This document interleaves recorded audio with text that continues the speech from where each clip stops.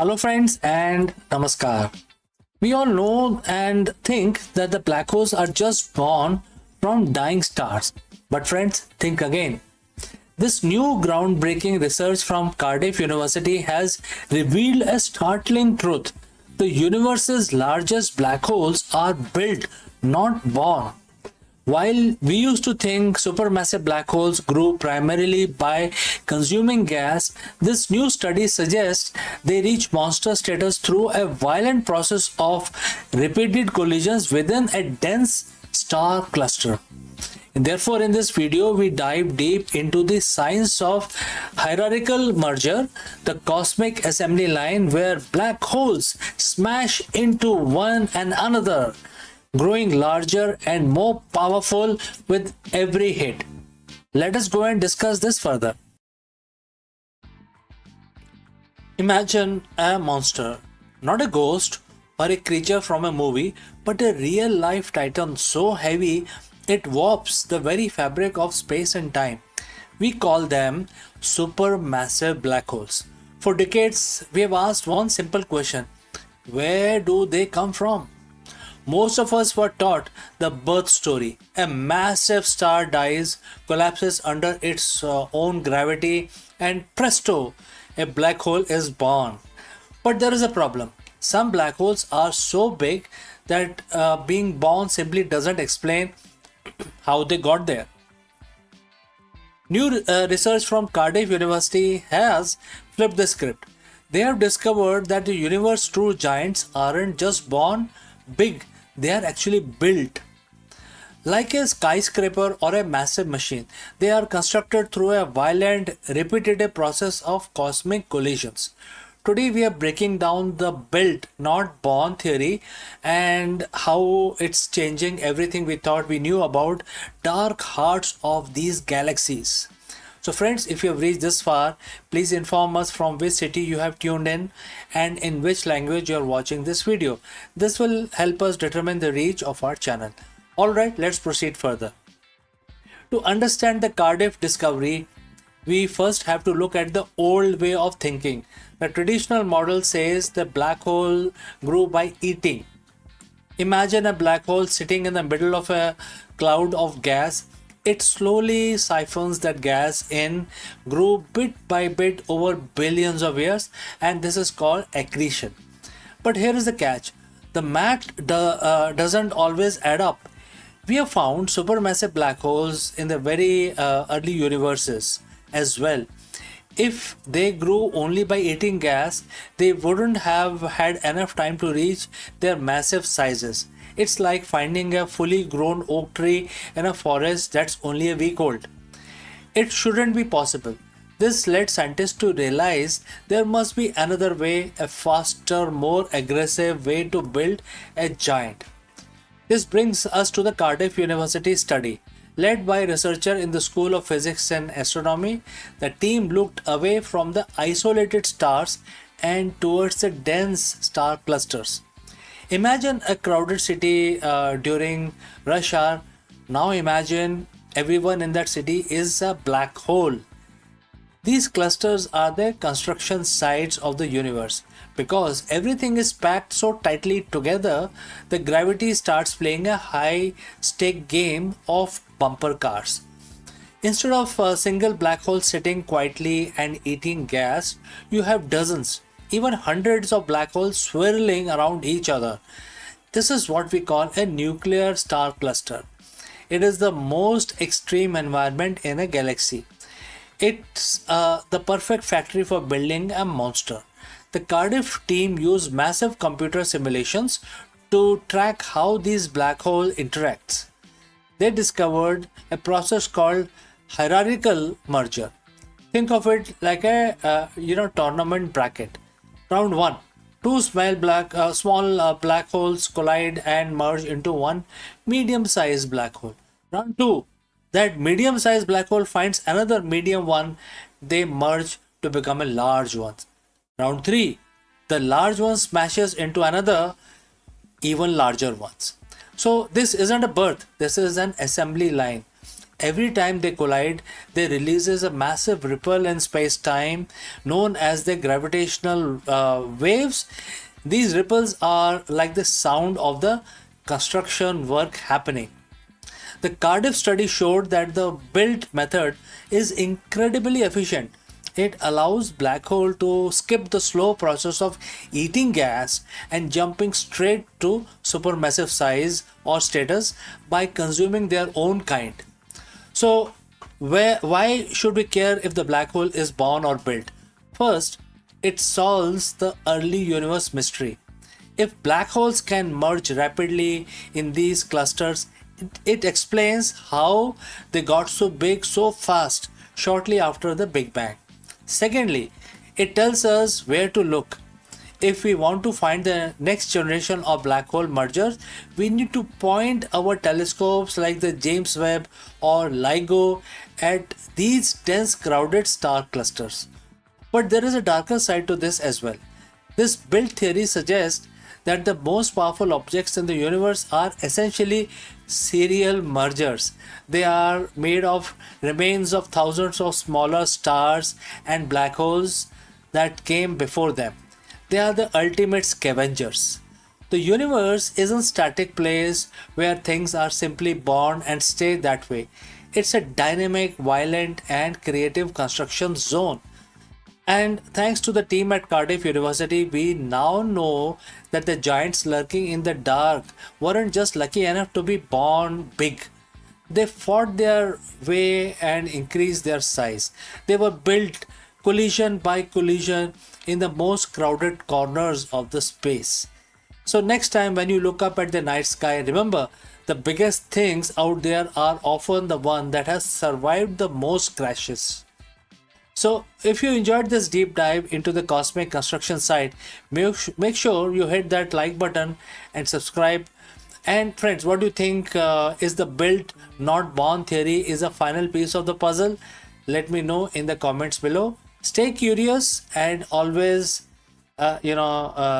always stay glued to the news. And I will see you again in the next one. Before I take your leave, a word about our affiliate partner. Stop settling for a good enough video. If your built-in laptop camera looks like a grainy mess, it is time for an upgrade. Want to instantly level up your video presence? I like to present the Lenovo Performance FHD webcam. This is a game changer for your desktop setup. Technically, this is packed. It has a very sensitive RGB sensor, very crisp photographs it takes. Also comes with two microphones on board, which helps you to record very clear voice in stereophonic format. And these microphones are very sensitive. You can actually move away from the camera up to 2 meters and these microphones will pick up your voice without any problem. This is a very strong piece. This is very sturdy. Comes with tripod ready. Comes with a very long leash, so it gives you a lot of flexibility to place the webcam wherever you want to keep in your studio. And also it has a swivel base, which is also very handy. So if you want to basically level up your game and you want to pick up this camera at a discount, please click on the link here or scan the QR code. Now let's get back to our video.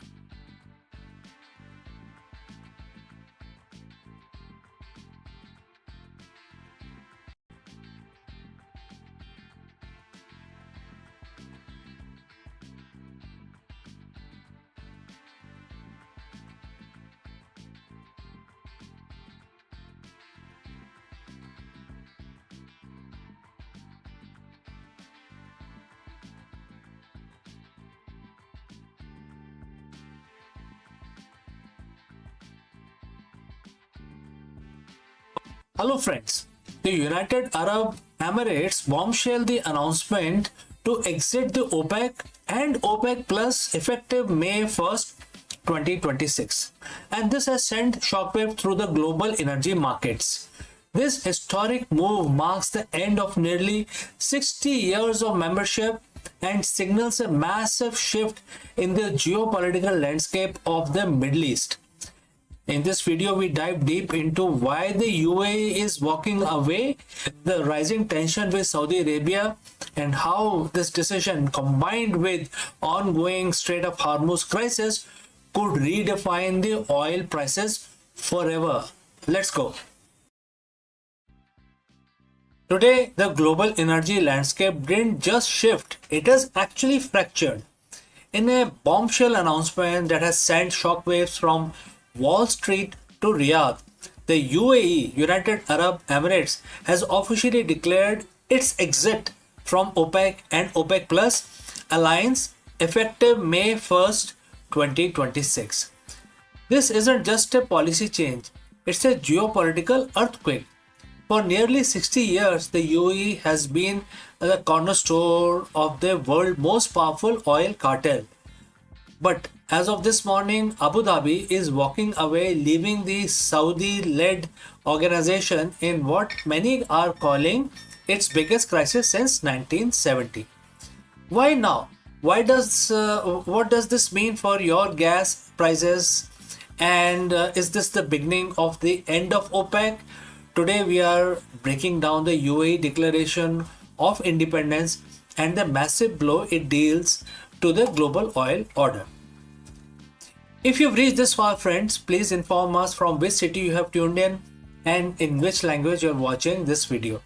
This will help us determine the reach of our channel. Now moving on, to understand why this is happening, we have to look at the growing tension between UAE and the cartel, which is de facto leader Saudi Arabia. For years, the UAE has been frustrated. They have invested billions into expanding their production capacity, aiming for 5 million barrels per day by 2027. But under OPEC's strict quota system, they have been forced to keep much of that oil in the ground. The UAE message is clear. We have the oil, we have the tech, we want to sell it.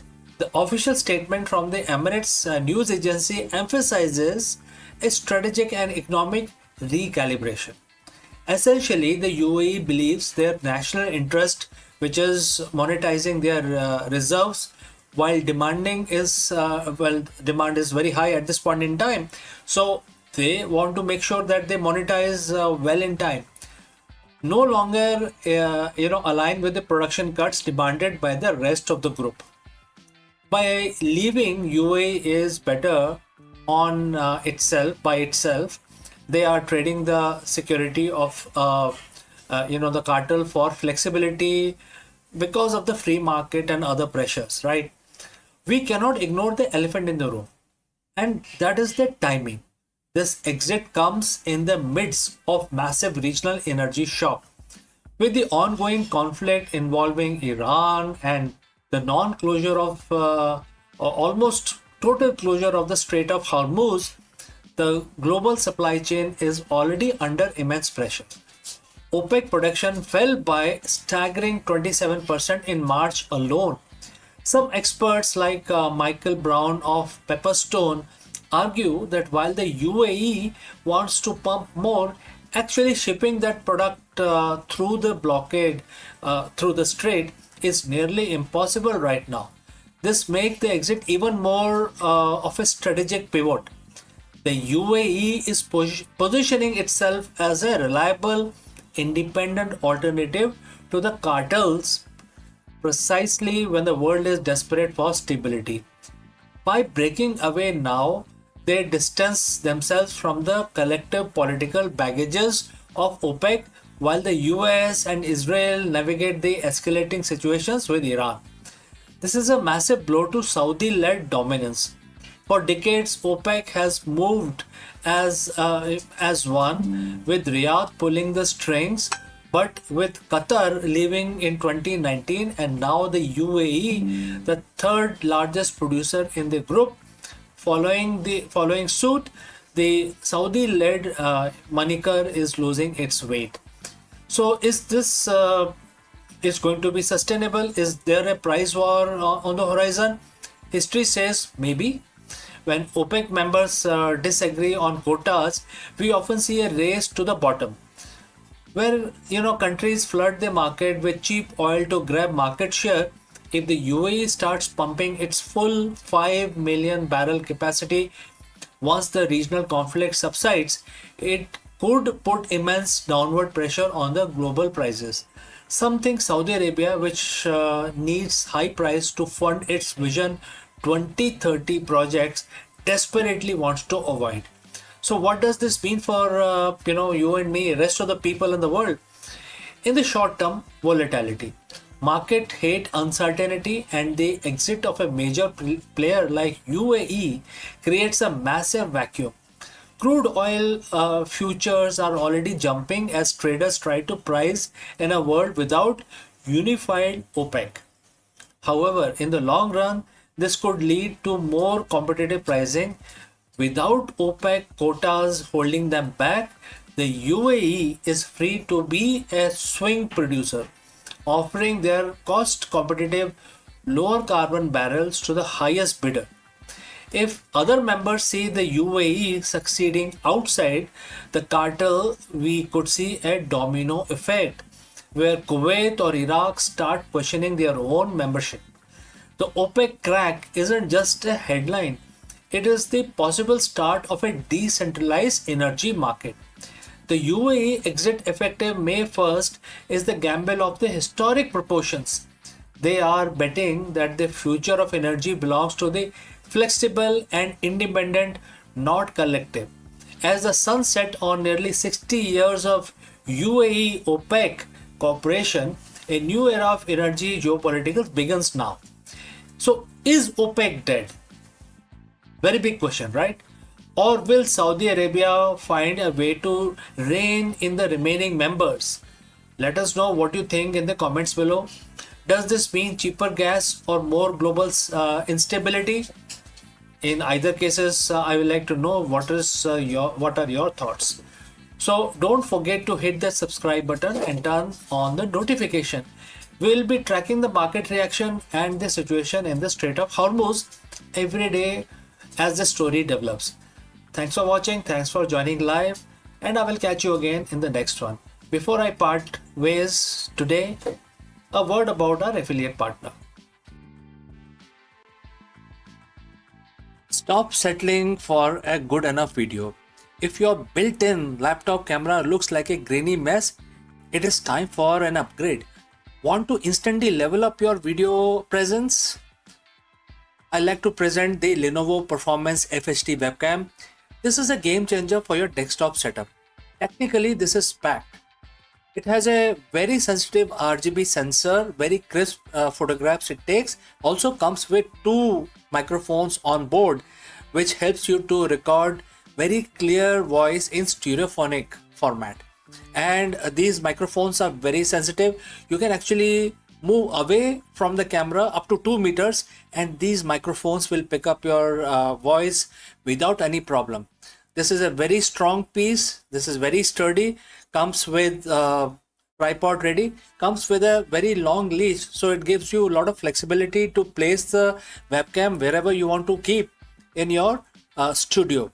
And also it has a swivel base, which is also very handy. So if you want to basically level up your game and you want to pick up this camera at a discount, please click on the link here or scan the QR code. Now let's get back to our video.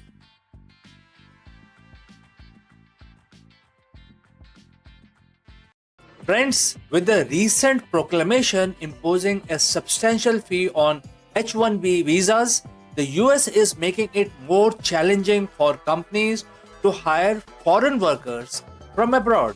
And when I say abroad, it's basically outside of US. This major shift in policy is poised to trigger a significant new waves of job opportunities with a career boom for Indian professionals. Why? Simply because the reverse brain drain is going to happen. What opportunities are going to be created? Let's go and explore this further. Hello and welcome. For decades, the H-1B visas has been the golden ticket for thousands of Indian professionals, a pathway to the American dream. But a recent dramatic change in the US policy, a staggering increase in the annual H-1B visa fee, is poised to disrupt this long standing tradition. The question on everybody's mind is, what does this mean for Indian talent? Today, we are not here to talk about this setback. We are here to talk about a strategic inflection point and a massive new career boom for India. The very policy designed to protect American jobs may, in fact, be the catalyst that supercharges India's domestic tech and innovation sector. Now, let's discuss this further. First, let's get the facts right. The new rule imposed is prohibitive, has a prohibitive annual fee of nearly 100,000 US dollars on H1B visas. Now, this is for new visas as well as renewals. For context, the previous fee ranged from $2,000 to $5,000. This isn't just a fee hike, it is a monumental shift that fundamentally changes the economics of hiring foreign talent for US companies. The why from the US perspective is, this is aimed is, to discourage companies from using the H1B program to replace US workers with cheaper foreign labor. The immediate impact, however, is this will make it financially unviable for many companies, especially small and medium sized ones, to sponsor H1B visas.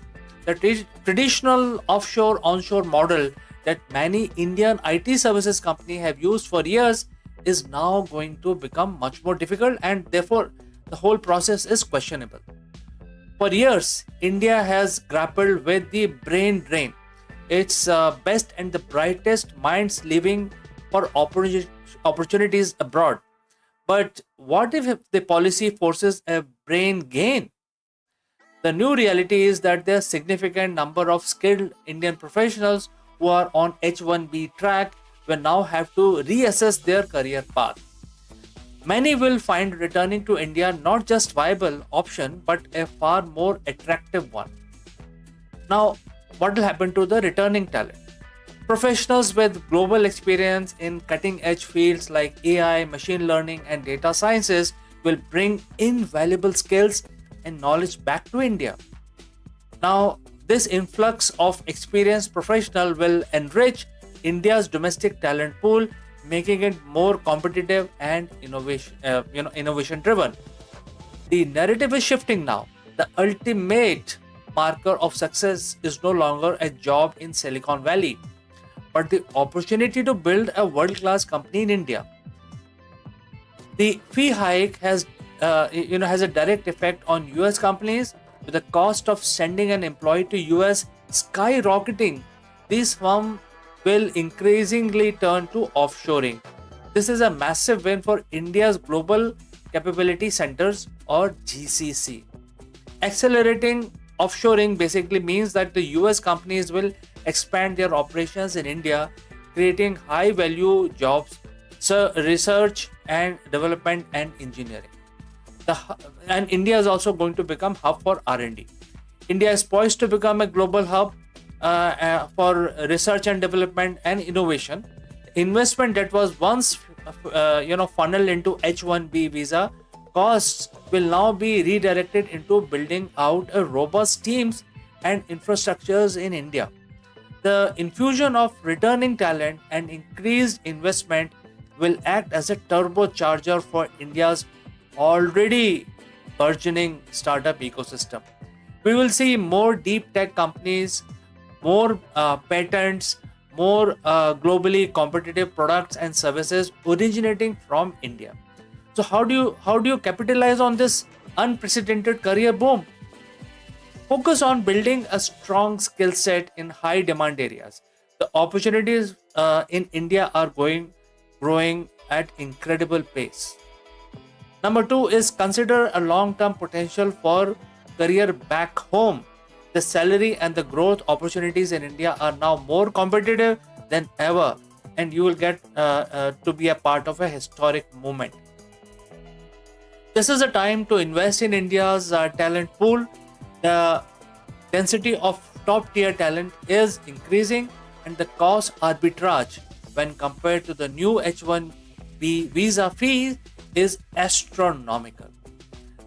In a world where geopolitical shift can change economic landscape overnight, India has a unique opportunity. This isn't just about policy change, it's about a fundamental shift in the global talent dynamic. By embracing this change, India can stop being a talent exporter and become a global leader in innovation and technology. The future is bright and it is being built right here, right now in India. So, friends, we have come to the end of our discussion today. If you have any thoughts, any comments, any questions, please leave them in the comment section below, and I will catch you very soon in the next one.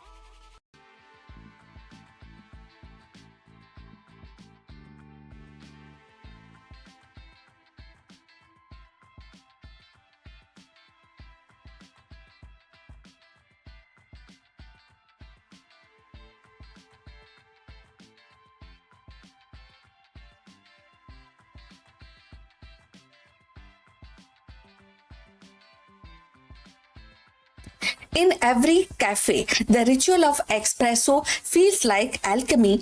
Steam hisses, aroma bloom, and the tiny cup promises intensity beyond its size. Yet, behind this daily magic lies a hidden order, a choreography dictated not by chance but by physics. Water under pressure doesn't simply sip through the coffee. It navigates labyrinth of particles, carving channels and balancing resistance, and of course unlocking flavors in a precise sequence. The perfect shot, that exclusive harmony of sweetness, acidity and bitterness, is less an accident of artistry than a triumph of fluid dynamics. To understand the espresso is to glimpse the invisible law that governs the flow, pressure, extraction, and where the science and the taste coverage in a single sip. So let's find out more.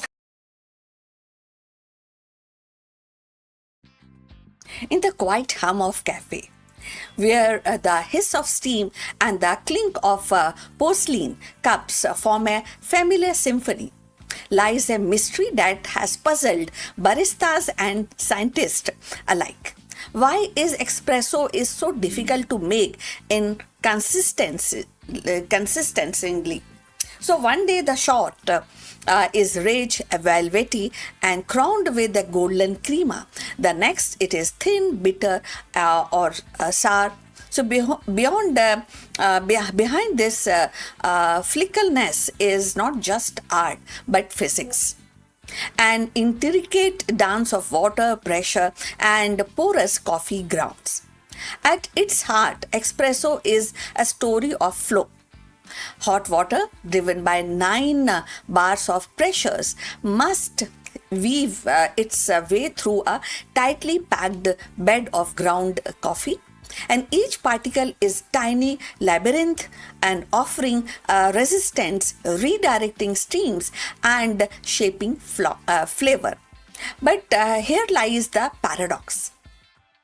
Coffee grounds are not uniform. They are a chaotic mix of fine dust and larger granules, creating uneven pathways. So water, ever obedient to physics, seeks the path of least resistance. It carves the channel, rushing through the looser pockets while the neglecting dense one. So the result is uneven extraction. Some grounds surrender their rich oils and sugar, while the other remains stubbornly untouched. So before we go further, if you have reached this far, please inform us from which city you have tuned in and in which language you are watching this video. This will help us to determine the reach of our channel. So let's understand the coffee more. So physicists studying espresso have turned to fluid dynamics and porous media theory to decode this puzzle. They discovered that the grind size and the distributions are critical. Too fine and the bed becomes near solid wall, choking the flow, producing bitterness. Too coarse and the water gushes through and leaving the flavor behind. The sweet spot lies in balance. a grind that allows water to permeate evenly, neither flooding nor suffocating. But the grind alone is not enough. Packing the ground, known as tamping, introduces another layer of physics. A uniform tamp creates a level surface, ensuring pressure is distributed evenly. An unseen tamp tilts the battlefield, encouraging water to rush through one side, creating a dreaded channeling. And experiment with this high-speed cameras and sensors have shown how even slightest inconsistencies in tamps can alter the trajectory of water, changing the chemistry of the cup. So temperature too also plays a vital role. Water at 92 or around 96 degrees centigrade extract a soluble compound differently depending on its heat. Sugar dissolve quickly and acids more slowly, and the bitter alkaloid last of all. So a stable temperature ensure these compounds emerge in harmony, producing the balance complexities Expro is known for. So fluctuation, however, is like a timeline. It creates a timeline, and too cool and acidity dominates, too hot and the bitterness overwhelm. So recent breakthrough came when the physicist modeled espresso extraction using computational simulations. They created the coffee bed as a porous medium, alike to soil or sandstone, and applied equation of fluid flow. The model revealed that the consistency improves not by maximizing the extraction, but by accepting the slight reduction. In other words, aiming for 20% of extraction rather than pushing towards 25% yield more reliable results. So this counterintuitive insight reframe the espresso not as a quest for perfection in every particle, but a balance across the whole bed. For baristas, these findings are liberating. So they suggest that the precision tool grinding with uniform burrs and tempers with calibrated pressure machines with stable thermal systems are not luxuries but necessities for consistency. So they also highlight the artistry of restraint. Knowing when to stop purchasing the last drop of flavor and instead embracing the physics of flow. So beyond the cafe, the implication ripples outward. Espresso became a metaphor for complexities in porous system. From oil recovery to geology to drug recovery, delivery to in medicines. The same equation that describe water through coffee grounds can model fluid through tissues or rocks. So in this way, the humble espresso shot connects the morning ritual to scientific frontiers. And so the next time when you sip perfectly balanced espresso, remember it is not just the skill of barista nor the quality of beans, but the invisible hand of physics guiding every drop. So within that small cup lies a universe of equation, a symphony of flow, and the quiet triumph of science over chaos. So in the end, the pursuit of perfect espresso is not simply about taste. It is about harmony between science and ritual.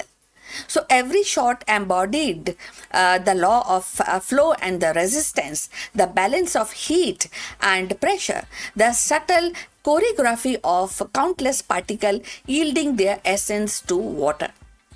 So what once seemed like a chance is revealed by physics. in motion and a quiet order beneath the chaos.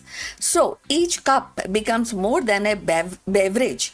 It is a distillated lesson in precision, patience, and the beauty of natural laws. So to savor the espresso is the savior of triumph of science made tangible, where the flavor flows as predictably as equation, yet still feels like a magic in the hand. So we have come to the end. Thanks for watching. We look forward for your comments. Please like and subscribe our channel and see you in the next one. But before we end, a few words from our affiliate partner. Stop settling for a good enough video. If your built-in laptop camera looks like a grainy mess, it is time for an upgrade. Want to instantly level up your video presence? I like to present the Lenovo Performance FHD webcam. This is a game changer for your desktop setup. Technically, this is packed. It has a very sensitive RGB sensor, very crisp photographs it takes. Also comes with two microphones on board, which helps you to record very clear voice in stereophonic format. And these microphones are very sensitive. You can actually move away from the camera up to 2 meters and these microphones will pick up your voice without any problem. This is a very strong piece. This is very sturdy.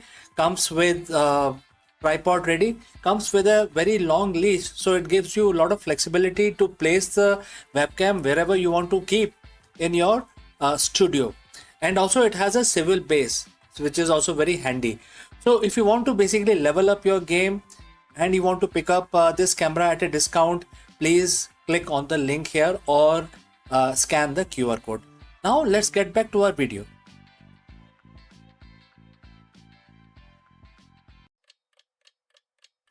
भारतीय इतिहास की धारा में कई योद्धा आए और गए, पर कुछ नाम ऐसे हैं जो सदियों तक गूंजते रहते हैं। फरीद खान, एक साधारण अफगान सरदार का बेटा, जिसने अपनी योग्यता और साहस से दिल्ली की गद्दी हासिल की और शेर शाह सूरी कहलाया। उनकी कहानी केवल सत्ता की नहीं है, बल्कि दूरदर्शिता की, प्रशासनिक सुधार की और अदम्य संकल्प की है। चलिए और जानते हैं इनके बारे में। और भारतीय इतिहास में कई ऐसे शासक हुए जिन्होंने अपनी योग्यता और दूरदर्शिता से समय समय पर इतिहास की और समय की धारा बदली। उनमें से एक नाम है फरीद खान, जो आगे चलकर शेर शाह सूरी के नाम से प्रसिद्ध हुए। उनकी कहानी केवल सत्ता प्राप्ति की नहीं है, बल्कि प्रशासनिक कौशल और न्याय प्रियता की है। फरीद खान का जन्म अफगान सरदार हसन खान सूर के घर बिहार के सासाराम में हुआ। बचपन से ही उनमें नेतृत्व की क्षमता और शिक्षा की प्रति लगाव था। उन्होंने जौनपुर में शिक्षा प्राप्त की और वहीं से प्रशासनिक ज्ञान अर्जित किया। युवा अवस्था में ही अपने पिता की जागीरों का प्रबंधन संभाला। उनकी दक्षता और न्यायप्रियता ने उन्हें जनता में लोकप्रिय बना दिया। कहा जाता है कि एक बार उन्होंने अकेले ही शेर का सामना कर उसे मार गिराया और तभी से लोग उन्हें शेर खान के नाम से बुलाने लगे। समय के साथ उन्होंने अपनी शक्ति बढ़ाई, बंगाल पर अधिकार किया। 1539 में चौसा की लड़ाई और 1540 में कन्नौज की लड़ाई में उन्होंने मुगल सम्राट हुमायूं को परास्त कर दिल्ली की गद्दी हासिल की। यहीं से उनकी पहचान बनी शेर शाह सूरी, सूर साम्राज्य का संस्थापक। उनका शासन काल केवल 5 वर्षों तक था, यानी कि 1540 से लेकर 1545 तक। और लेकिन इन 5 वर्षों में उन्होंने ऐसे सुधार किए जिनकी गूंज आज भी सुनाई देती है। और आगे बढ़ने से पहले आपसे पूछना चाहेंगे कि अगर आप यहाँ तक पहुंचे हैं तो कृपा करके बताइए कि आप किस शहर से जुड़े हैं हमसे, किस भाषा में आप इस वीडियो को देख रहे हैं। इससे हमारे चैनल की पहुंच को समझने में हमें मदद मिलेगी। और अब चलिए आगे चलते हैं, चर्चा को और आगे बढ़ाते हैं। उन्होंने यानी कि शेर शाह सूरी ने रुपये नामक स्थायी मुद्रा की शुरुआत की, जो आगे चलकर भारतीय अर्थव्यवस्था की रीढ़ बनी। उन्होंने ग्रैंड ट्रंक रोड का विस्तार किया, जो बंगाल से अफगानिस्तान तक फैली और व्यापार और संचार का मुख्य मार्ग बनी। उन्होंने डाक व्यवस्था की भी संगठित किया, डाक व्यवस्था भी चलाई और प्रशासनिक ढांचे को मजबूत किया। कर व्यवस्था में सुधार कर किसानों और व्यापारियों को राहत दी।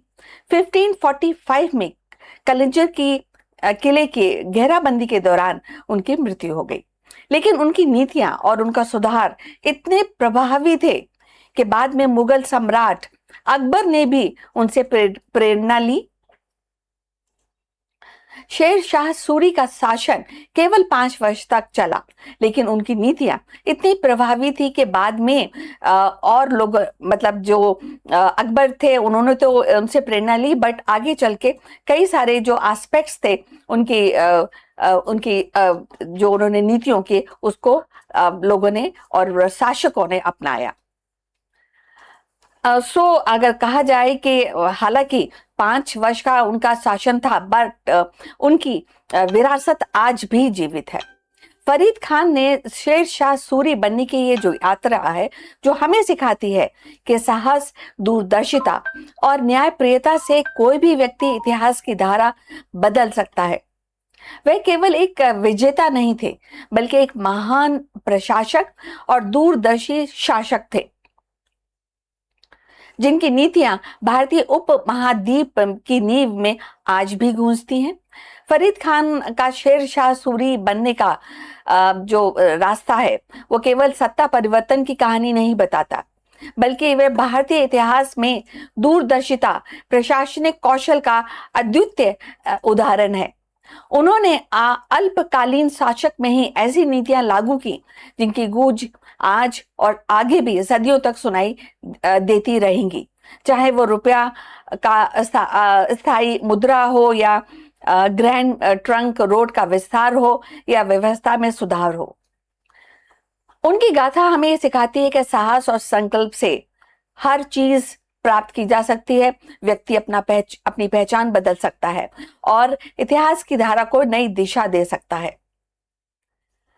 तो आगे बढ़ने से पहले आपको बता दूं कि शेर शाह सूरी ने डेफिनेटली ये साबित किया कि एक शासक की महानता केवल युद्ध जीतने में नहीं है, बल्कि जनता के जीवन को सरल और सुनिश्चित बनाने में है, जनता के हृदय में अपना स्थान बनाने में है।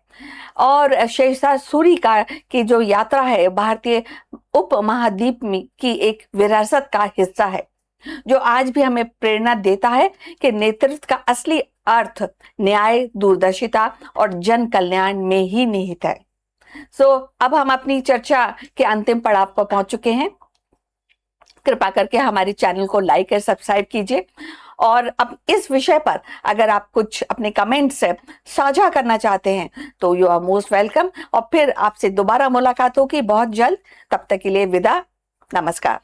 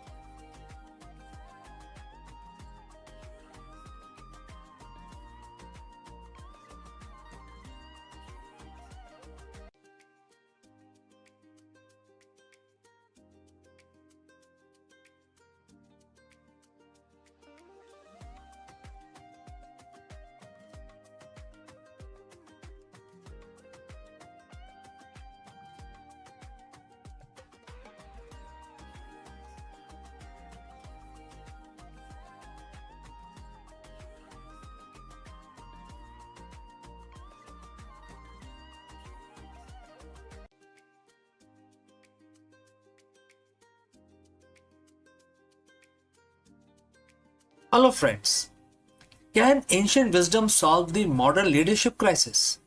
In this executive training session, we dive deep into the Bhagavad Gita to explore the concept of transcendent leadership. The true leadership excellence isn't just about strategy, it's about being. Learn how to cultivate the vision of equality, a state of equanimity where decisions are made free from personal bias, ego, and favoritism. By mastering the divine impartiality, C suite leaders can conquer the cycle of reactive management and establish a culture of trust, innovation, and sustainable success. Let us explore this further. In the modern C suite, we are taught to be decisive, we are taught to be analytical, but how often are we taught to be equal? Every day you face a storm of preferences, you have favorite projects, difficult stakeholders, and team members who either mirror your energy or drain it. This is the cycle of the corporate life. The constant swing between liking and disliking, winning and losing. But what if there are a third way? A way to lead from place so stable that the market volatility cannot shake your inner clarity. 7,000 years ago, Bhagavad Gita identified this state in chapter 5, verse 19, and it says, quote starts, even here in this world, they have conquered creation. Those whose minds are established in equality, since the eternal is defect free and equal, they are established in the eternal. Quote close. Today we call this transcendent leadership. Now friends, if you have reached this far, please inform us from which city you have tuned in and in which language you are watching this video. This will help us determine the reach of our channel, and also I will know who is watching and who is not. The words mention two critical words, equality and impartiality. In business context, impartiality is often taken for being cold or indifferent. That is a misconception. Divine impartiality is not about caring less, it's about seeing more. Most leaders see through a lens of utility. They ask, how is this person useful to me right now? This creates a fragmented organization built on transactional relationship. The transcendent leader, however, sees the eternal in everyone. They recognize that every employee, from the intern to the CFO, is a manifestation of the same underlying potential. When you lead with this vision, you stop reacting to people's personality and start responding to their potential. By being defect free like the eternal, you remove the defects of leadership and also remove biases, nepotism, and ego driven anger. You become the steady point in a turning world. The words claim these leaders have conquered creation. In the boardroom, creation is the project, the product launch, or the quarterly earnings.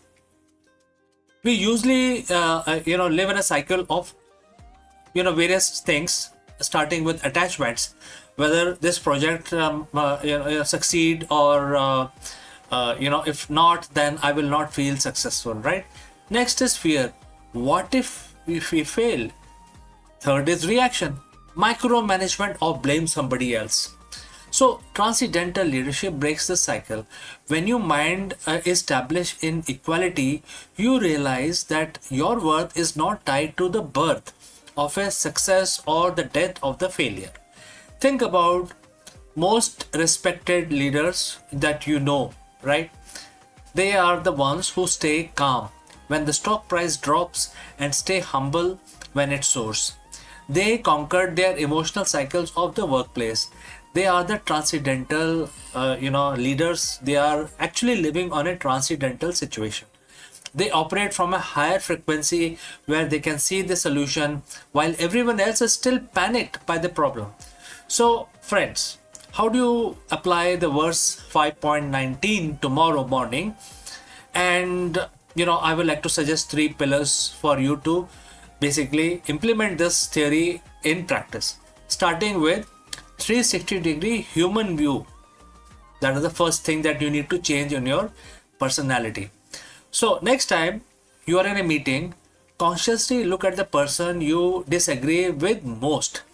Remind yourself that their core essence is no different from yours. This doesn't mean that you agree with their strategy, it means you respect their presence. This dissolves hostility and opens the door to genuine negotiations. Second, decision making in the gap. So, that is the second change that you need to bring about. Between a stimulus and your response, there is a gap. Use that gap to ask, am I deciding based on the personal preference or am I deciding based on the equal good of the organization? Third is relinquish I actor, which is, in other words, is ego. So Bhagavad Gita teaches that the leader is not the sole cause of success. You are a channel. When you share the quality of the divine, you share the credit, you share the wisdom, you share the burden as well. Verse 19 concludes by saying that those who master this equality are established in the eternal. For a leader, this is the ultimate competitive advantage. It is the transcendental situation, a state of high performance peace. You aren't just managing a company, you are mastering yourself. When you lead with impartiality, you don't just build a better business, you build a legacy of wisdom. You become a leader that people don't just follow because of a paycheck, but because your very presence brings clarity to their chaos. The challenge for you today is therefore is simple. Find one situation where you are biased and bring the light of equality to it. Conquer your inner world and you will inevitably conquer your professional one as well. So friends, thank you for your presence and your leadership, and thanks for joining live with me. We have come to the end, but before I end, a word about our affiliate partner. Stop settling for a good enough video. If your built-in laptop camera looks like a grainy mess, it is time for an upgrade. Want to instantly level up your video presence? I like to present the Lenovo Performance FHD webcam. This is a game changer for your desktop setup. Technically, this is packed. It has a very sensitive RGB sensor, very crisp photographs it takes. Also comes with two microphones on board, which helps you to record very clear voice in stereophonic format. And these microphones are very sensitive. You can actually move away from the camera up to 2 meters and these microphones will pick up your voice without any problem. This is a very strong piece. This is very sturdy. Comes with tripod ready. Comes with a very long leash, so it gives you a lot of flexibility to place the webcam wherever you want to keep in your studio. And also it has a swivel base, which is also very handy.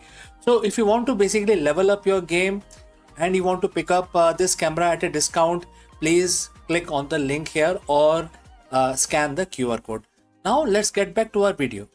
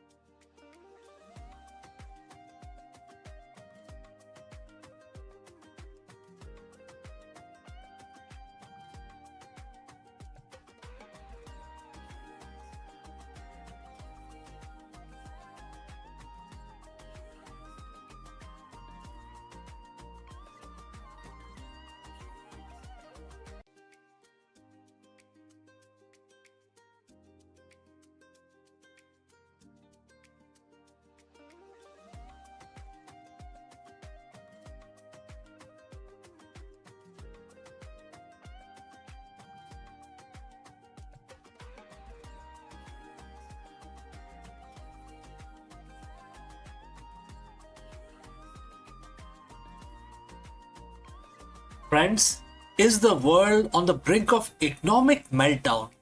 In this video, we break down the explosive news as President Trump announces a staggering 50% tariff on Chinese imports.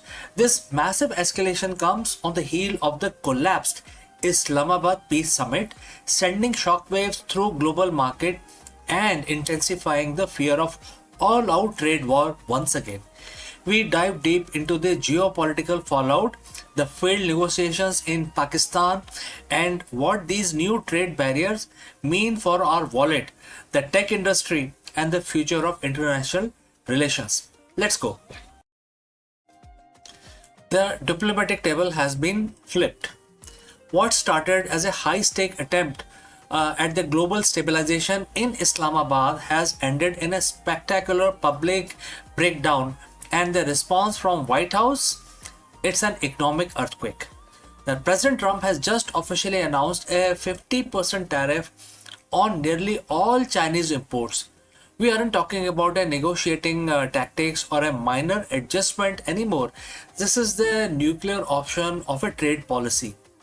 In the next 10 minutes, we are going to peel back the curtain on why the Islamabad Peace Summit failed so catastrophically, how these tariffs will ripple through your bank accounts, and why analysts are calling this the beginning of the most dangerous economic era since the Great Depression. So friends, buckle up. This trade war didn't just restart, it just went nuclear. It just went ballistic.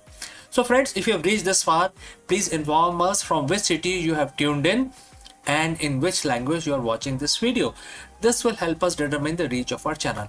Alright, let's continue our analysis. To understand the 50% hammer, we have to look at the wreckage of Islamabad Peace Summit. For weeks, the world watched Pakistan with bated breath. This was supposed to be a grand bargain, a moment where the US and Chinese finally found a middle ground on security, intellectual property, and regional influence. But the reports came out of the closed door session described a scene of total deadlock. Well, the sticking point is it wasn't just trade, it was the refusal to compromise on tech sovereignty and failed resolution of the maritime disputes as well. When the Chinese delegation walked out on the final day without a joint, when I say Chinese, it's basically the Iranian as well, because world knows that the Iran is completely backed by Chinese and Russian. Alright, so when they walked out on the final day without a joint statement, the peace summit became a press disaster. The Trump administrator and their philosophy has been, strength through leverage. Without a deal, the White House felt they had no choice but to maximize the pressure. The 50% tariff isn't just a tax, it's a direct retaliation of the perceived lack of cooperation in Islamabad. In economic terms, what we call is a decoupling accelerator. At 50%, it becomes mathematically impossible for many American companies to maintain their current supply chain in China. And if you're an American retailer, a 50% tax at the border wipe out an entire profit margin, and you are left only with two choices: pass the cost to the consumer, which is guys like you and me, or move your manufacturing elsewhere. Well, this is time consuming, it will take years. From semiconductors to the shoes on your feet, every single line item is about to get a Trump surcharge. This is a bold gamble that US economy is strong enough to absorb the shock, while the Chinese manufacturing sector buckles under the weight of lost business. The reaction from Wall Street has been instantaneous. We saw the Dow and the Nasdaq took triple-digit dives within minutes of the announcement. But the real chaos is happening in the shipping lanes. The logistics experts are warning of supply chain gridlock. Importers are scrambling to the front door shipment before the tariffs officially takes effect, leading to a massive bottleneck at the various coast, especially American coast. And we already know that the Strait of Hormuz is also blocked. And then there is a retaliation factor. China has already signaled that they won't take this lying down. In fact, yesterday their foreign ministry said that please stop interfering in our affairs.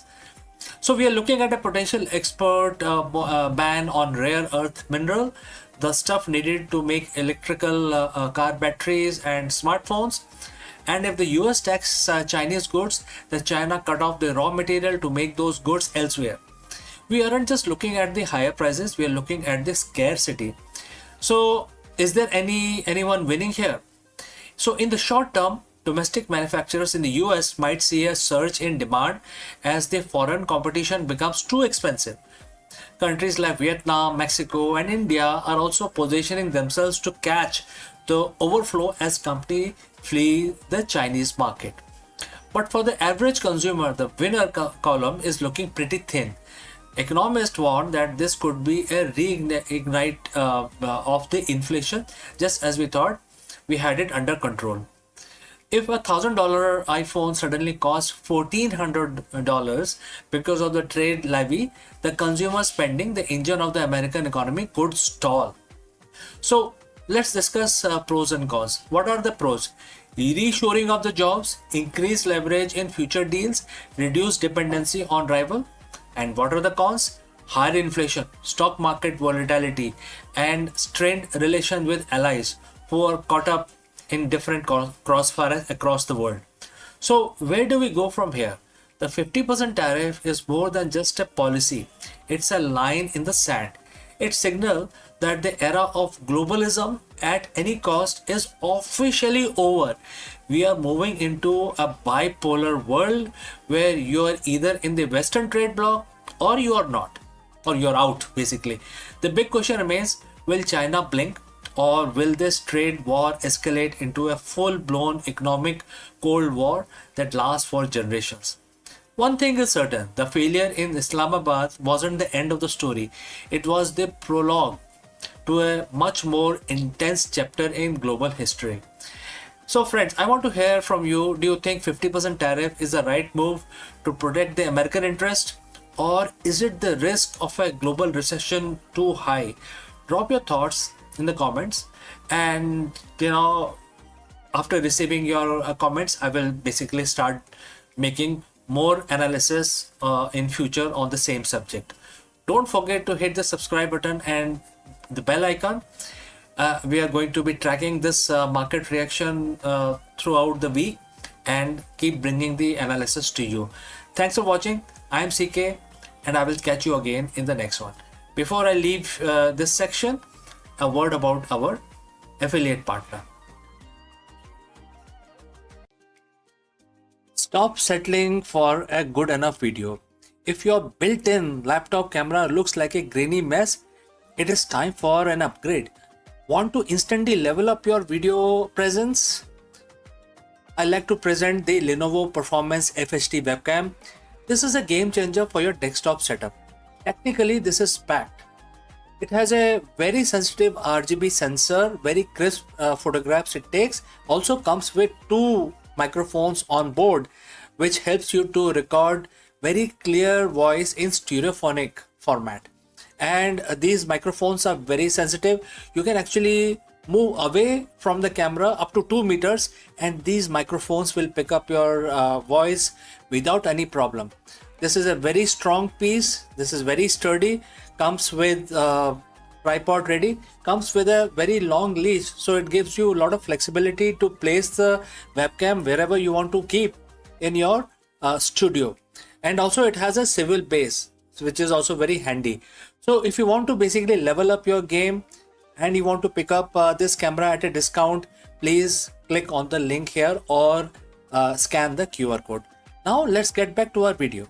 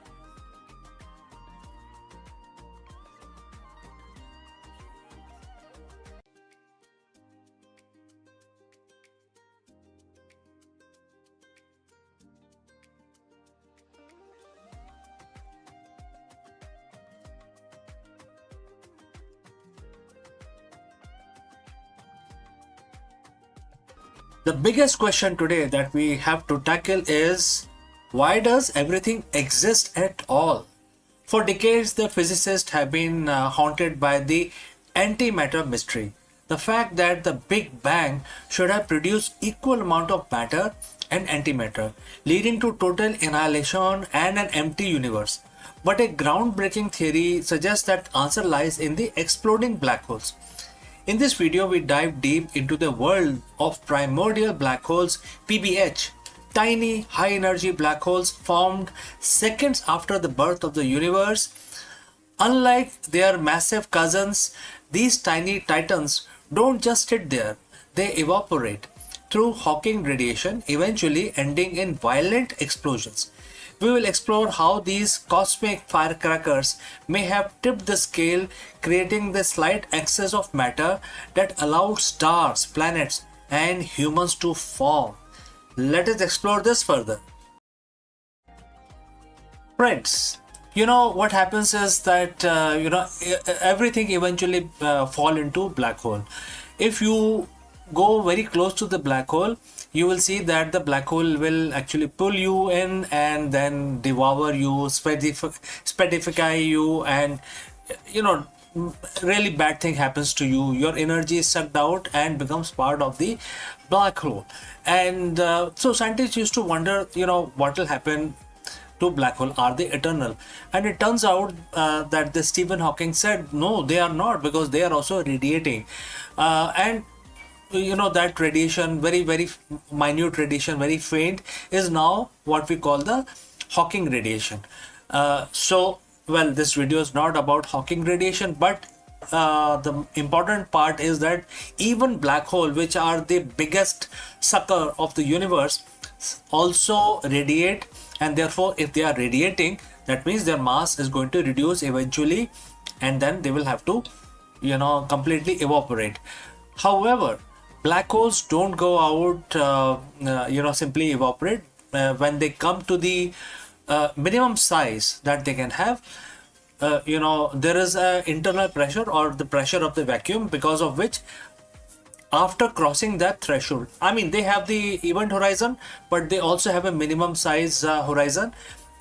Once they cross that, they simply explode. They cannot, the inward pressure cannot hold, and it evaporates or explode instantaneously, and the energy is released back into the universe.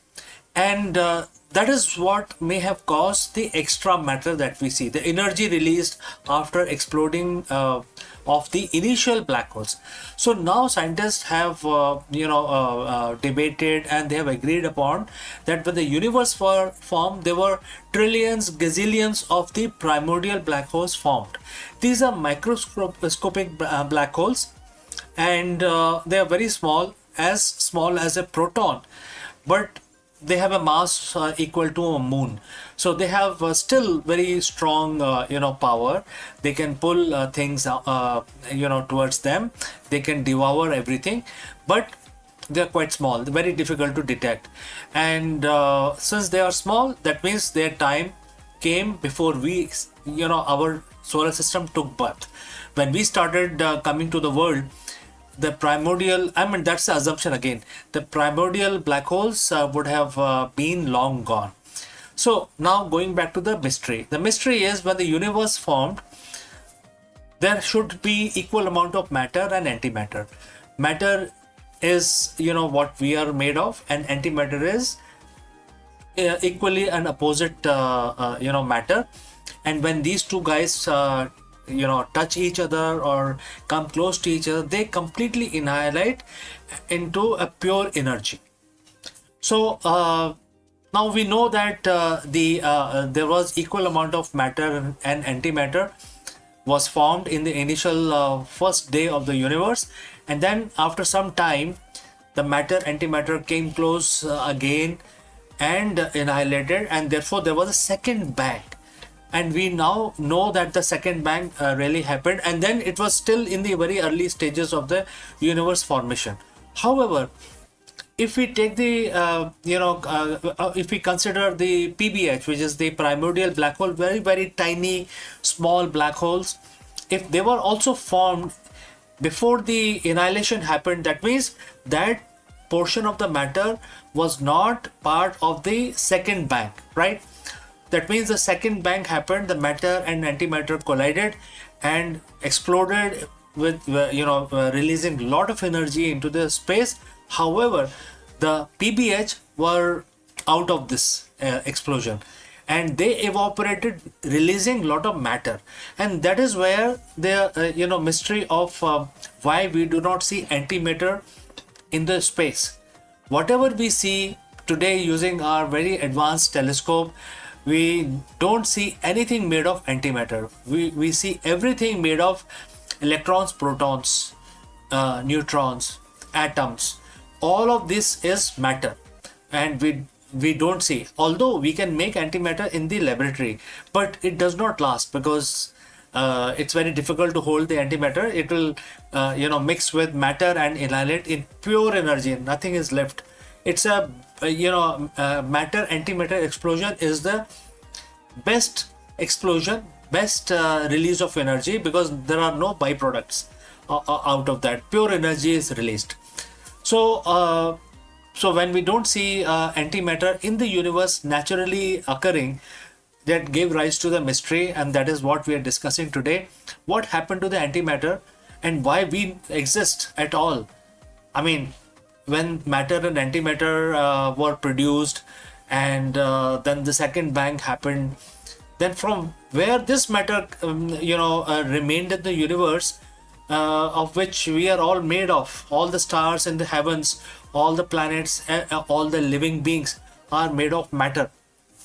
So scientists are now saying that the PBH may be responsible, because PBH would have survived the second bang, and then later they evaporated, releasing the energy, which then condensed into matter.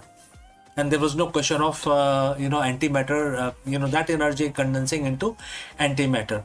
And that is why, if this is true, well, it is very difficult to prove or disprove this, but if this is true, this explains why we exist, why the universe exists, why stars, why the physics exist, right? So this is something which I wanted to discuss in the universe section today. If you have any thoughts, any comments, please share those in the comment section below. Thanks for joining live, and I will catch you again in the next one.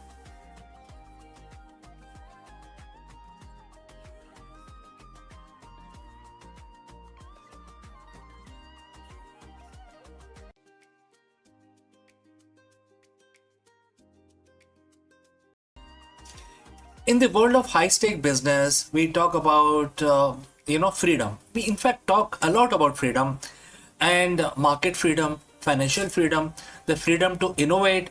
But for the modern CEO, the reality is often opposite.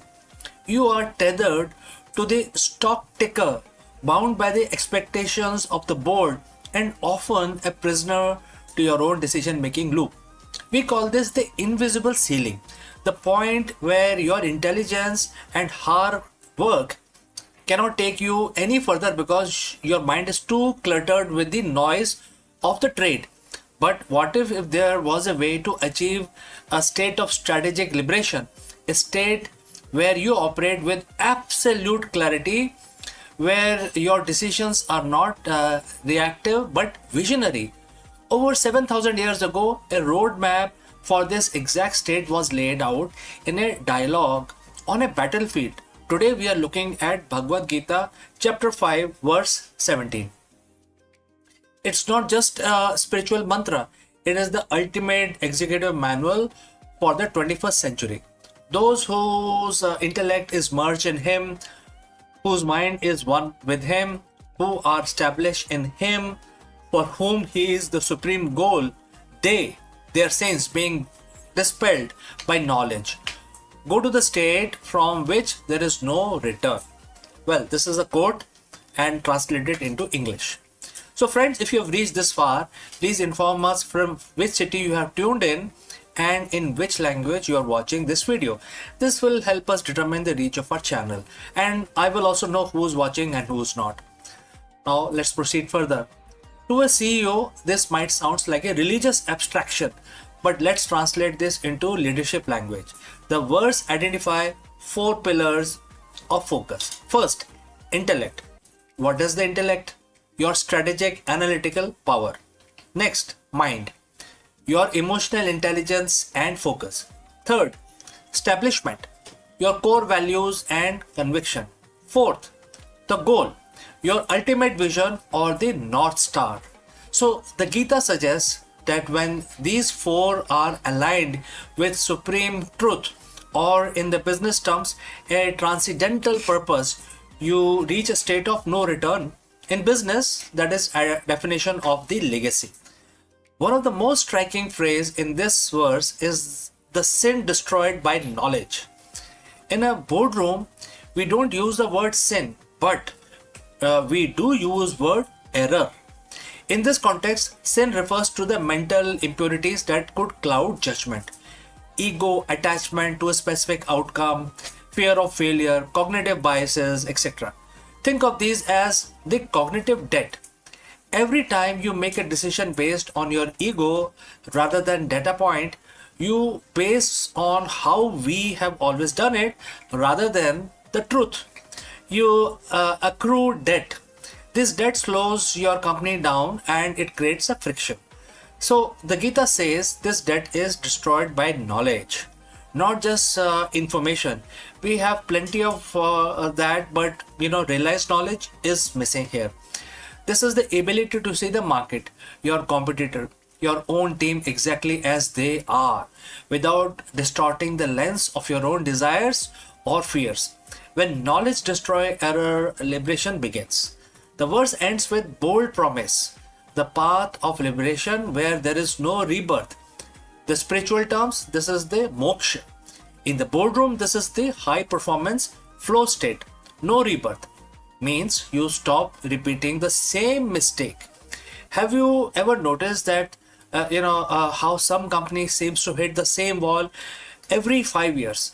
The same culture issues, the same product, market fit struggles, the same leadership turnover, and that is a cycle of rebirth in business.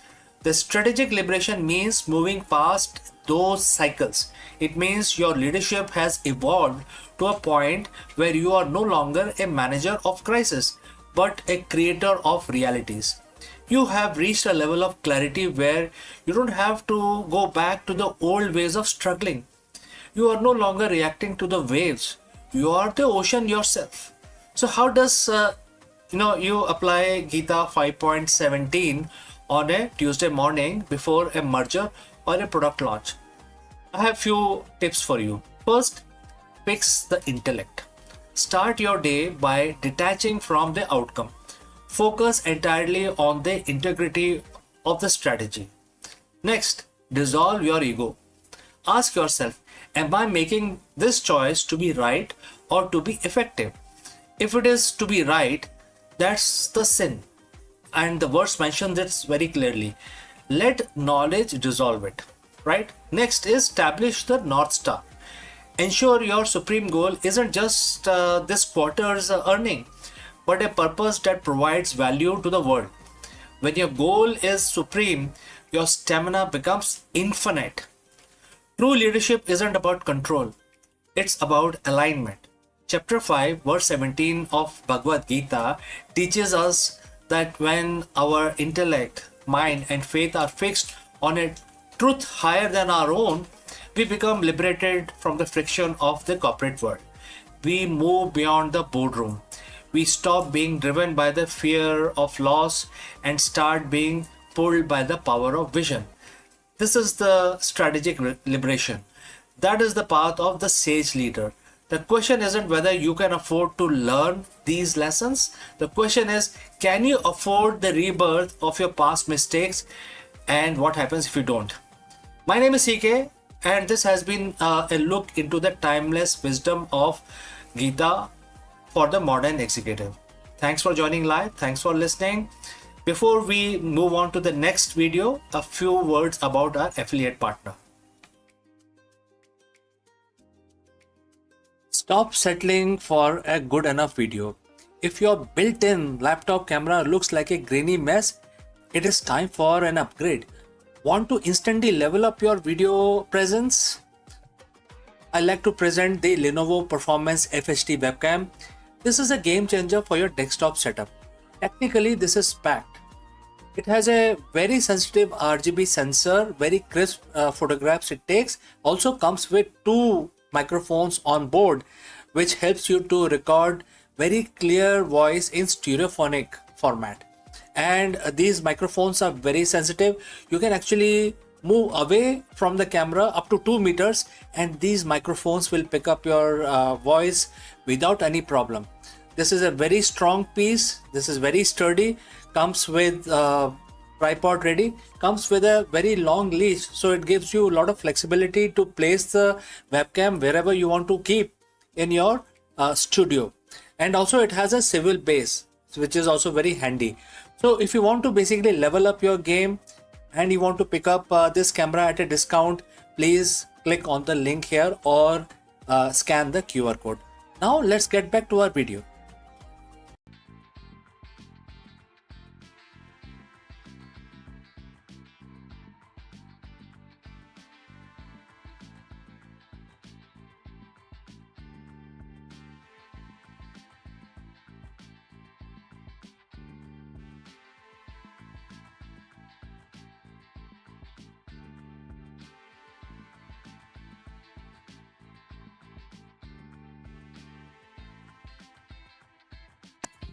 In the vast heritage of Indian science, where sages mapped the stars and healers preserved life, Shalihotra stands as world's first veterinary doctor. His Shalihotra Samhita, composed over 2 millennia ago, transformed the care of horses from battlefield necessity into a discipline of compassion and precision. In 2026, his vision feels strikingly modern, reminding us that the true science serve not only the progress but empathy for all living beings. So let us find out more about Shalihotra, the veterinary doctor. In the annals of ancient Indian science, where the sages mapped the stars and physician healed the body, one figure stands out for turning his gaze towards the animal kingdom. Shalihotra, often hailed as the father of veterinary science, lived around 3rd century BC and composed Shalihotra Samhita, a monumental text devoted to the care and treatment and the anatomy of horses. At times when horses were the lifeblood of armies, agriculture, and trade, his work was not merely technical, it was civilizational. As Shalihotra Samhita contained over 12,000 verses detailing diseases, surgical procedures, and preventive care for horses. It described dental structure, hoof condition, and even the psychology of these animals. Shalihotra's approach was holistic. He saw the horses not as a machine of war, but as a living being whose health was intertwined with human destiny. His text became a cornerstone for veterinary knowledge across Asia, influencing later traditions in Persia, Arabia, and beyond. So if you have reached this far, please inform us from which city you have tuned in and in which language you are watching this video. This will determine the reach of our channel. So taking this subject forward, in 2026, Shalihotra's legacy feels strikingly relevant. In an age where veterinary science has expanded to genetics, biotechnology, animal welfare, and his emphasis on compassion and systematic observation resonate deeply. Modern veterinary doctors now grapple with zoonotic diseases, climate-driven epidemics, and ethical debates around factory farming. Shalihotra's insistence on preventive care and respect for animal offers a timeless reminder. Science must serve both utility and empathy. The echoes of his work can be seen in today's One Health movement, which recognize the interconnectedness of human, animal, and environmental health.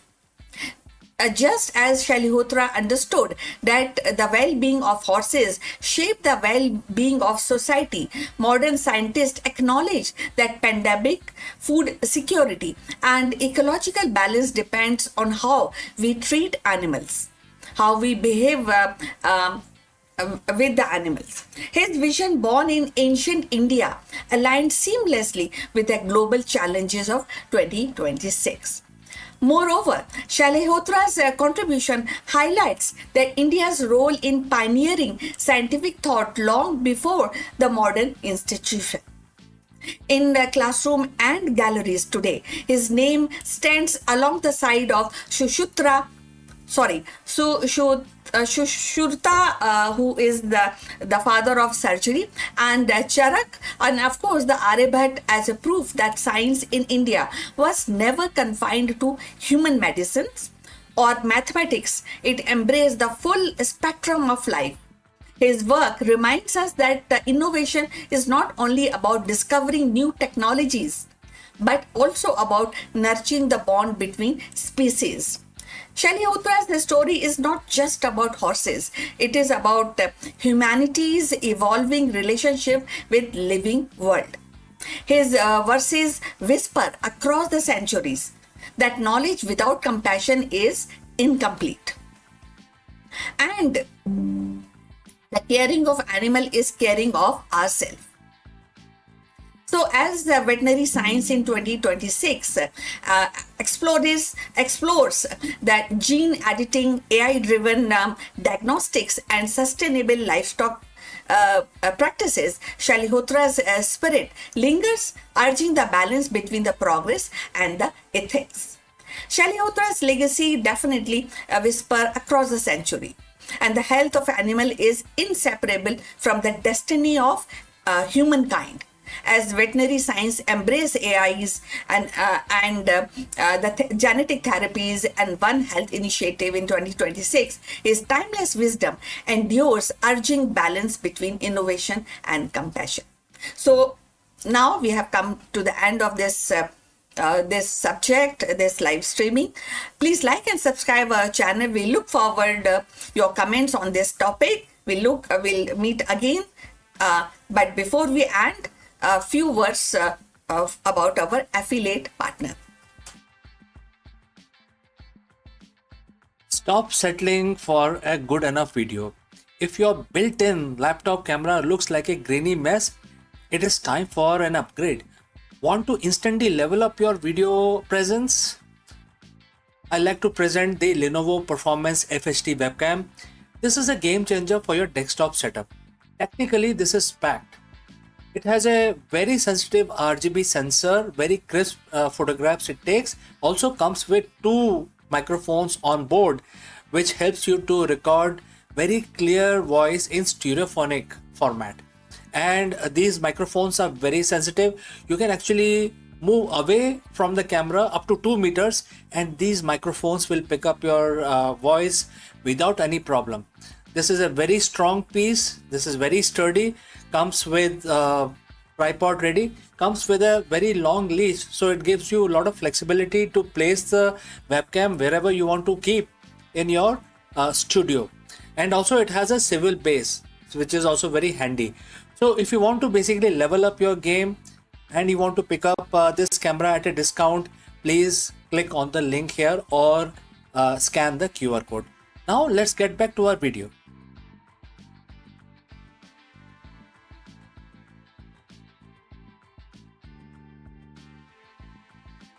In an era where the artificial intelligence debates blur the line between mind and machine, the voice of an ancient sage still echoes with a startling clarity. I'm talking about Rishi Kapil, the father of Sankhya philosophy, who once declared that existence is woven from 2 eternal threads. One is Purush, that means pure consciousness, and another is Prakriti, that means nature. 25 centuries later, his vision feels uncannily modern. So let's find out more about this philosophy.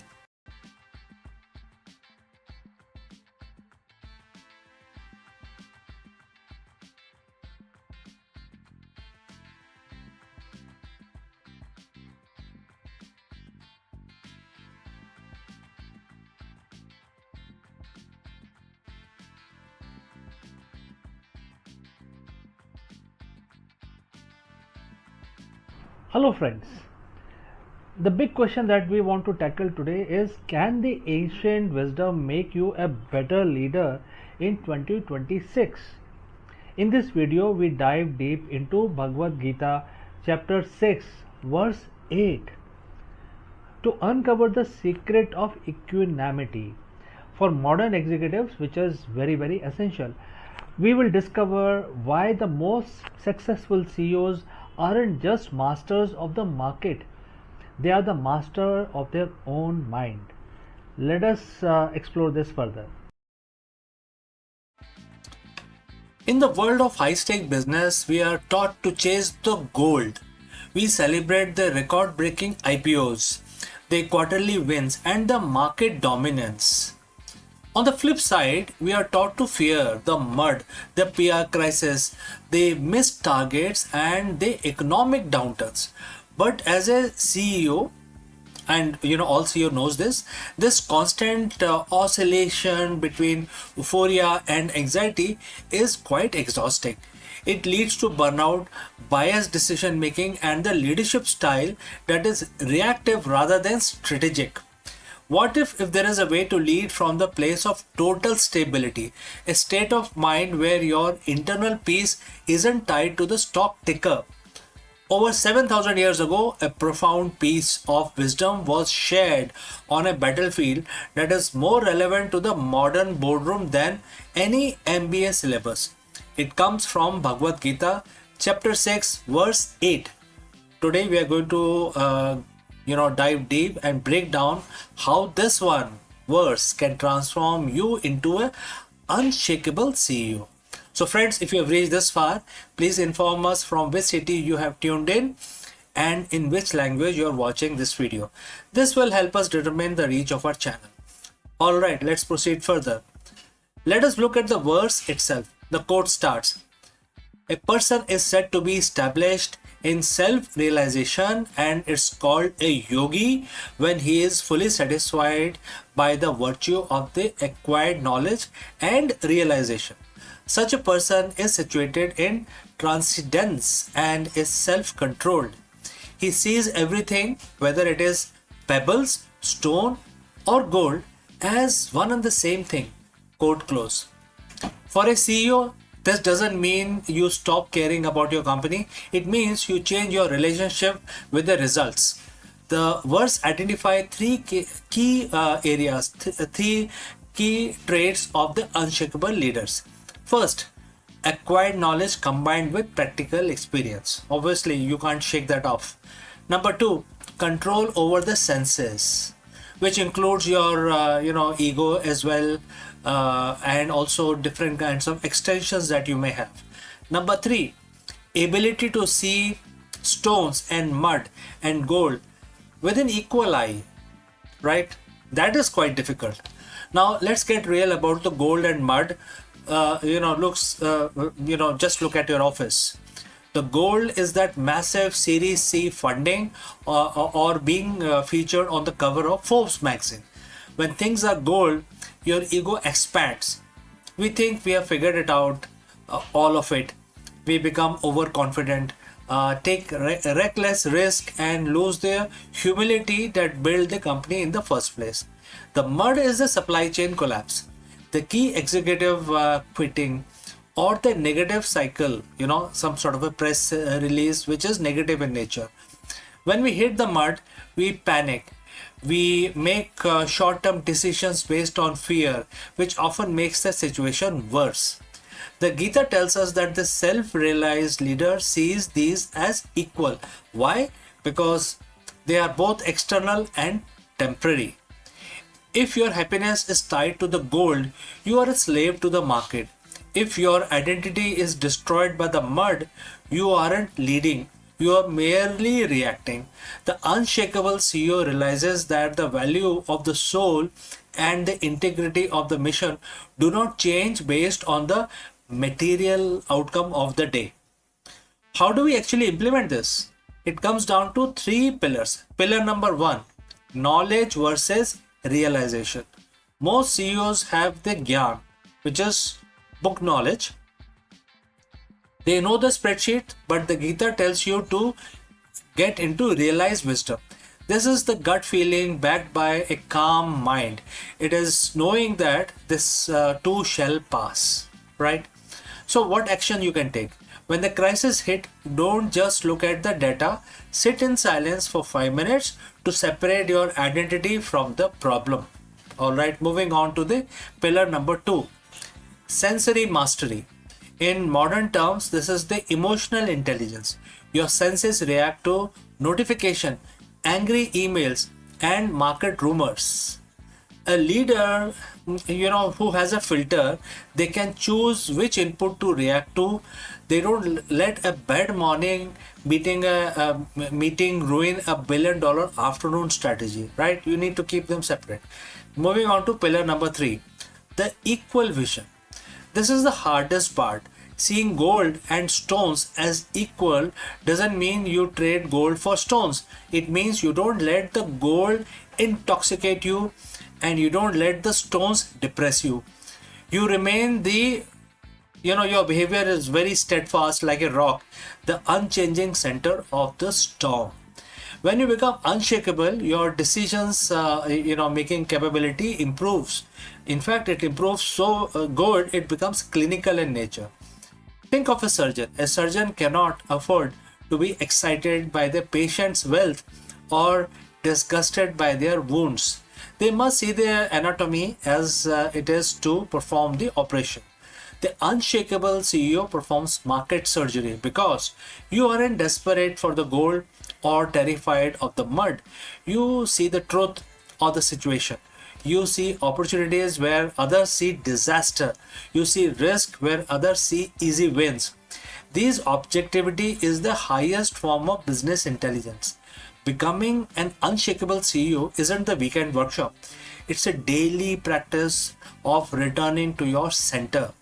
So friends, next time when you are in a high pressure meeting or the next time you are in celebrating some sort of a win, a massive win, remember chapter 6 verse 8.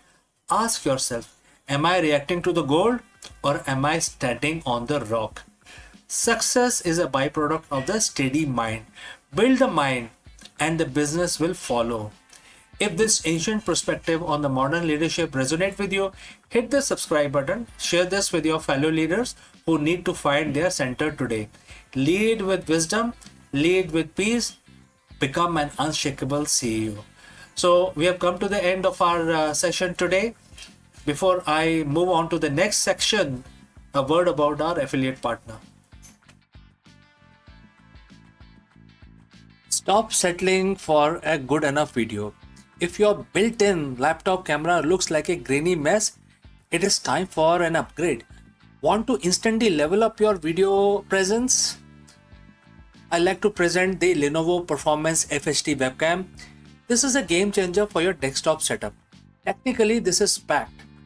It has a very sensitive RGB sensor, very crisp photographs it takes. Also comes with 2 microphones on board, which helps you to record very clear voice in stereophonic format. And these microphones are very sensitive. You can actually move away from the camera up to 2 meters and these microphones will pick up your voice without any problem. This is a very strong piece. This is very sturdy. Comes with tripod ready. Comes with a very long leash, so it gives you a lot of flexibility to place the webcam wherever you want to keep in your studio. And also it has a swivel base, which is also very handy. So if you want to basically level up your game and you want to pick up this camera at a discount, please click on the link here or scan the QR code. Now let's get back to our video.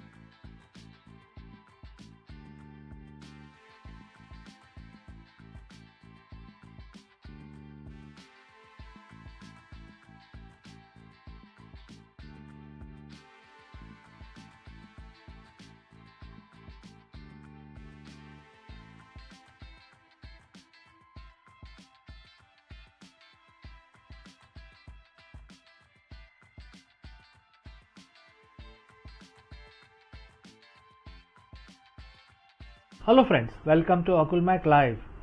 The global economy is at the crossroads.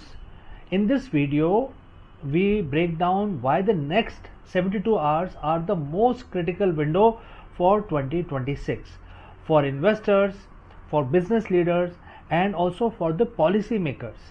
With the outbreak of conflict in the Middle East and the recent IMF World Economic Outlook warning of a drop in the global growth rate to 3.1%, and therefore the stakes has never been so high.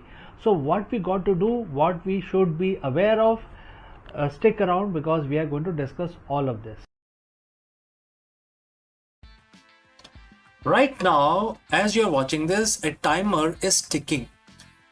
It isn't just a countdown for a market opening or a single earning report.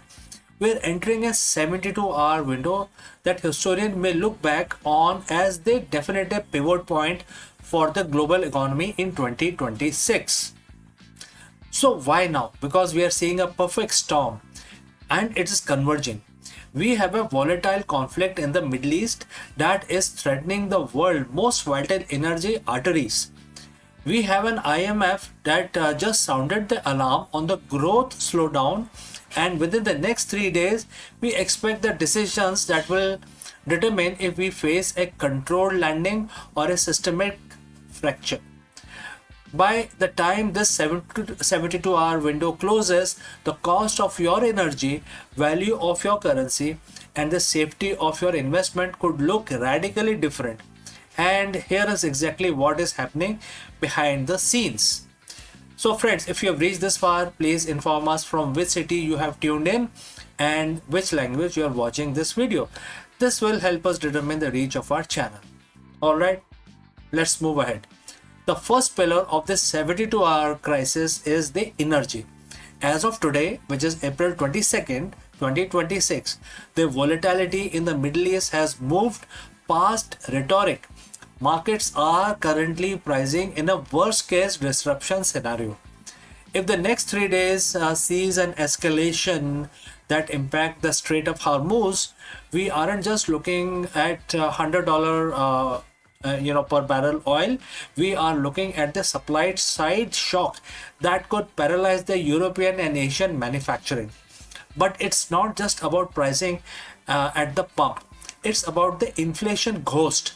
Just as the central bank thought they had a handle on the rising price, the energy spike threatened to send the projected 2026 inflation rate of 4.4% or even higher. In this next 72 hours, look for the energy pivot. If the prices break past key resistance level, the global manufacturing sector will go into a defensive mode, and that means layoff and stalled growth. While the headline focus on the conflict, the underlying math is equally terrifying. Last week, the IMF released the World Economic Outlook. The headline was grim. The global growth is projected to fall to 3.1%. Imagine, only 3.1%. But the real story is in the next 72 hours of the diplomatic response. Financial leaders are currently meeting to decide if they will coordinate a liquidity injection or if it's if every nation for itself. We are seeing a massive divergence. While some economies are showing resilience, others, particularly in the developing world, are facing a debt wall. If we don't see a collaborative signal from the G7 or the IMF in these 3-day window, we could see a flight to quality that strip emerging markets of their remaining capital. This is the great repricing of 2026, and it is happening in real time as we speak. When the world gets scared, money moves fast. In the next 72 hours, we are watching the 3 safe havens, which is gold, US dollars, and increasingly digital assets. Gold has already been hitting the record high, but the next 3 days will test its ceiling. If we see a breakout, it's a signal that the big institutional players have lost faith in a quick diplomatic resolution. Simultaneously, the US dollar is weaponizing itself again. As the dollar strengthens, it puts immense pressure on every other currency for businesses in London, Tokyo, or New Delhi. A 72-hour surge in the dollar market, makes their imports more expensive and their debt harder to pay. Watch the currency pairs closely. The tipping point is usually a 3-day trend that becomes month-long slide. So, what does this mean for people like you and me? The next 72 hours aren't about panic; they are about positioning. If you are an investor, watch the $100 oil per barrel mark and the 10-year treasury yield. If you are a business owner, look at your supply chain exposure in the Middle East. And if you are just watching your personal finances, understand that the low inflation era we hoped for is being challenged by these 72 hours of geopolitical reality. The world moves fast, but the economy moves in cycles. We are at the end of one cycle and the beginning of another. We'll be monitoring every headline, every market tick, and every diplomatic cable as they come in. Make sure you subscribe in a window. This is very critical. Being 24-hour late is the same being absolutely wrong. So stay vigilant. The clock is running, and I'll see you in the next update, my friends. Before I wind up, a word about our affiliate partner. Stop settling for a good enough video. If your built-in laptop camera looks like a grainy mess, it is time for an upgrade. Want to instantly level up your video presence? I like to present the Lenovo Performance FHD webcam. This is a game changer for your desktop setup. Technically, this is packed. It has a very sensitive RGB sensor, very crisp photographs it takes. Also comes with 2 microphones on board, which helps you to record very clear voice in stereophonic format. And these microphones are very sensitive. You can actually move away from the camera up to 2 meters, and these microphones will pick up your voice without any problem. This is a very strong piece. This is very sturdy. Comes with tripod ready. Comes with a very long leash, so it gives you a lot of flexibility to place the webcam wherever you want to keep in your studio. And also it has a swivel base, which is also very handy. So if you want to basically level up your game and you want to pick up this camera at a discount, please click on the link here or scan the QR code. Now let's get back to our video.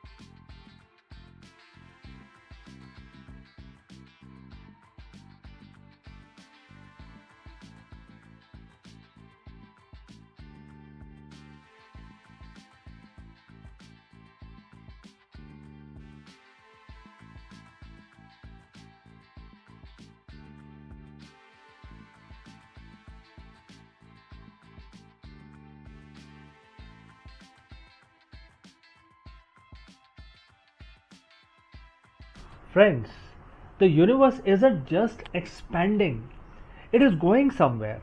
From the mysterious great attractor to the inevitable big freeze, where everything actually heading? That's a very big question that we want to address today.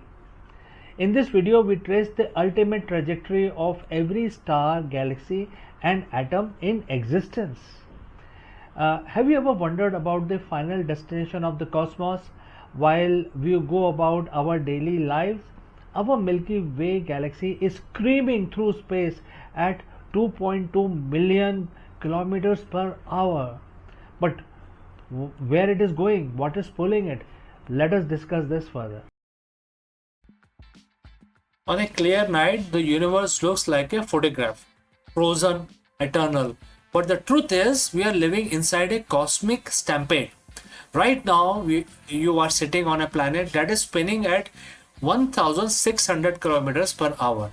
The planet is orbiting a star at 107,000 kilometers per hour.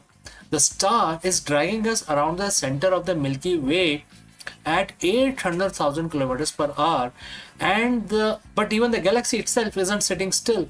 Our entire island universe is screaming through the void towards a destination we cannot see, and the overall speed at which we are moving right now is 2.2 million kilometers per hour.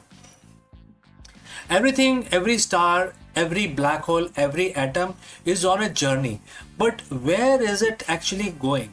Is there a finish line, or is the universe just running away from itself? Today, we are tracing the ultimate trajectory of the cosmos from the great attractor to big freeze. We are looking at the final map of the existence itself. So friends, if you have reached this far, please inform us from which city you have tuned in and in which language you are watching this video. This will help us determine the reach of our channel.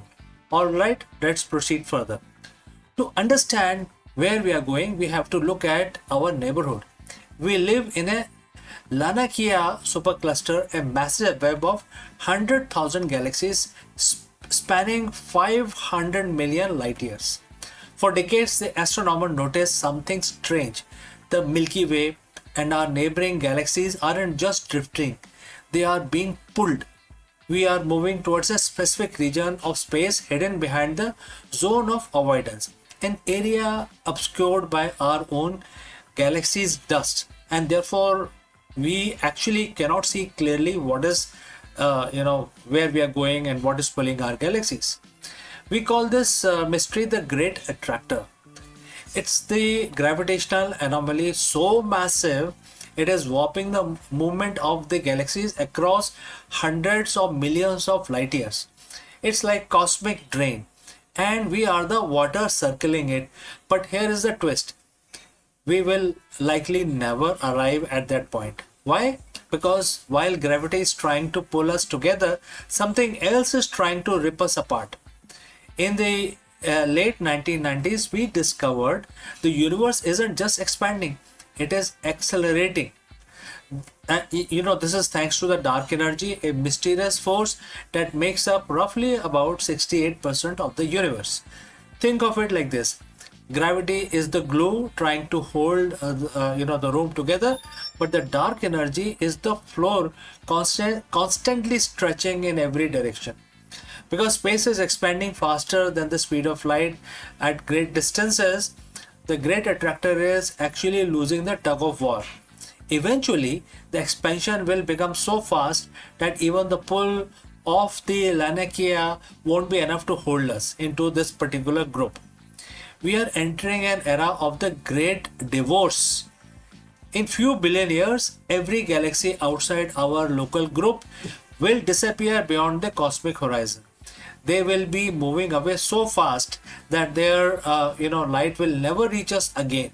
We will be left in a lonely, dark neighborhood. So if we aren't hitting the great attractor, what is our immediate destination then in that case? So in about 4.5 billion years, our own galaxy has a date with destiny. The Andromeda galaxy is currently heading straight for us at 110 kilometers per second, very high speed. This isn't a crash, it's a dance. The two galaxies will pass through each other, their stars rarely colliding because the space is so empty. Gravity will eventually pull them back together, merging them into a single massive elliptical galaxy dubbed as Milkomeda. By the time this happens, our sun will have become a red giant, likely swallowing the earth. The solar system as we know it will be done. But the atoms that made up our body will be part of the brand new giant star system. But where does the journey finally end? If the expansion continues forever, we reach the ultimate destination, the big freeze, also known as the heat death of the universe. As the space stretches, the gas needed to create stars become too thin. One by one, the light of the universe goes out. The stelliferous era ends, which is known for star formation, and therefore the stars will stop forming. And the degenerate era will begin. Only white dwarf, neutron stars, and black hole will remain. The black hole era will be the third one when black holes eventually evaporate through Hawking radiation. So, what is left? A universe at a uniform temperature of nearly absolute zero, no energy, no movement, no time. Everything that was once a planet, a person, or a galaxy will be reduced to thin mist of photons and electrons drifting in an infinite cold dark. It sounds bleak, but look at in another way. We are living in the golden age of the universe, a brief, brilliant window where the stars are close enough to see and the galaxies are close enough to touch. Everything is moving away, yes, but that makes the fact that we are here right now witnessing it, and all the more miraculous things are going to happen in the near future. We might not like where the universe is going, but we can only imagine what a view we have on the way there, right? So friends, thanks for watching, and if you want to keep exploring the edge of the cosmos, subscribe and join for the next journey. Until next time, before we wind up today's session, a word about our affiliate partner. Stop settling for a good enough video. If your built-in laptop camera looks like a grainy mess, it is time for an upgrade. Want to instantly level up your video presence? I like to present the Lenovo Performance FHD webcam. This is a game changer for your desktop setup. Technically, this is packed. It has a very sensitive RGB sensor, very crisp photographs it takes. Also comes with two microphones on board, which helps you to record very clear voice in stereophonic format. And these microphones are very sensitive. You can actually move away from the camera up to 2 meters, and these microphones will pick up your voice without any problem. This is a very strong piece. This is very sturdy. Comes with tripod ready. Comes with a very long leash, so it gives you a lot of flexibility to place the webcam wherever you want to keep in your studio. And also it has a swivel base, which is also very handy. So if you want to basically level up your game and you want to pick up this camera at a discount, please click on the link here or scan the QR code. Now let's get back to our video.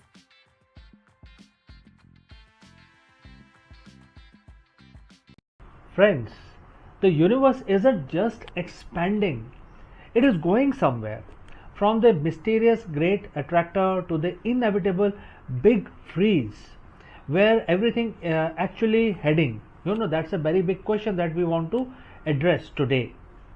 In this video, we trace the ultimate trajectory of every star, galaxy, and atom in existence. Have you ever wondered about the final destination of the cosmos while we go about our daily lives? Our Milky Way galaxy is screaming through space at 2.2 million kilometers per hour. But where it is going, what is pulling it? Let us discuss this further.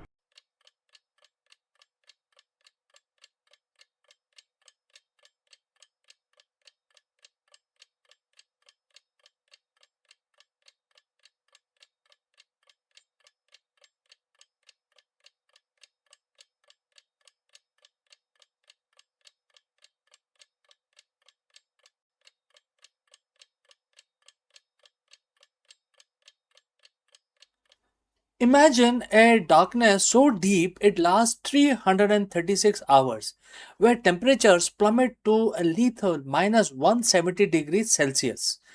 If our technology fails for even a second, the Artemis base camp batteries will freeze solid, ending the mission forever. Here is how we use the fission power to survive the shadow. So, in this video, we will learn more about it. NASA is about to build the ultimate fortress on the surface of the lunar South Pole. But there is one giant problem: the brutal 2 week night. By deploying a towering vertical solar array and burying the habitats under the protective lunar regolith, we are finally hacking the moon's environment. Therefore, in this video, friends, we will be studying the engineering behind our lunar survival. Let's go. Welcome once again, everyone. When we talk about returning to the moon, we often focus on the excitement of the landing, the dust kicking up, the iconic first steps, and the exploration of the lunar surface. But there is a silent, invisible antagonist that has claimed more missions than any other, which is the lunar night. For those living on Earth, night is brief 12-hour cycle, but on the moon, the sunset and doesn't return for 14 Earth days. During this time, temperature plummet to below minus 280 degrees Fahrenheit. If we want to establish a permanent presence with the Artemis base camp, we cannot simply pack up and leave when the sun goes down. Today, we are going to explore the cutting edge engineering that will keep our astronauts and equipment alive through the brutal conditions in the solar system. But first, let's talk about the energy gap. Without the sunlight, traditional solar panels, our primary source of power go dark. To survive the Artemis base camp, it relies on a multi-layered power strategy, as visualized by the NASA, and we will discuss this more in detail. Starting with the regenerative fuel cells, RFCs. During the 14 days lunar day, we don't just use power, we bank it. Through electrolysis, we store energy as hydrogen and oxygen. When night falls, these fuel cells recombine that energy is provided like electricity, acting as a massive chemical battery. Modular nuclear fission is the next one. While the batteries and the fuel cells are essential, there are limits to it. To provide a reliable, constant base load power supply, NASA is developing a small modular fission reactor. These reactors operate independently of sun, ensuring that the heaters, life support systems, and communication remains operational even in the depth of 2 week dark period. And the power is only half the battle. If you have all the electricity in the world but can't manage heat, you're still in trouble.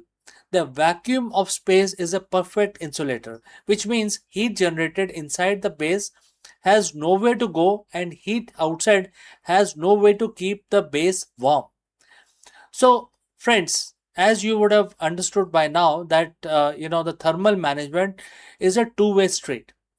Starting with insulation, the base modules are protected by advanced multi-layer insulations, which is also known as MLIs, and vacuum jacketed shells, which acts like a high-tech thermo to prevent heat loss. Next is the active thermal control system, which is in short known as ATCS. Inside the habitat, we use specialized fluid loops to collect waste heat from electronics, life support system, circulating it where it is needed the most. Next is the phase change material. We also use thermal mass as buffer. Think of this as thermal sponges. During the day, they absorb excess heat. During the night, they release that energy slowly to keep the interior's climate stable. This survival isn't just hardware, it is a strategy. Operational planning is kind of divided into two phases, which is day and night. And friends, you must be knowing that the lunar day is equal to 14 days, and likewise the night as well, 14 earth days. Now, what we need to do now, we have to make a daytime preparation. This is the harvest phase. We maximize power storage, ensure the habitats are perfectly insulated, and preheat the thermal mass of the base to give us a running start when the sunset for 14 days. Remember that. The nighttime conversion is must be seamless. Once the sun goes down, the base shift into a low power mode. Non-essential systems are powered down, lights are dimmed, and the base transition to the autonomous state governed by the predictive algorithm that manages energy consumption to prioritize life support. Lastly, we have to also talk about redundancy. If one system fails, we have to have a backup of a backup of a backup, right? Because it's about survival of our people. Whether it is the small pressurized rover or providing a mobile shelter or secondary fission unit coming online, the goal is always total system reliability. The lunar night is brutal, unforgiving, and relentless, but it is not unbeatable. By combining nuclear energy, advanced chemistry, and the intelligent thermal management, we are turning the moon from a place where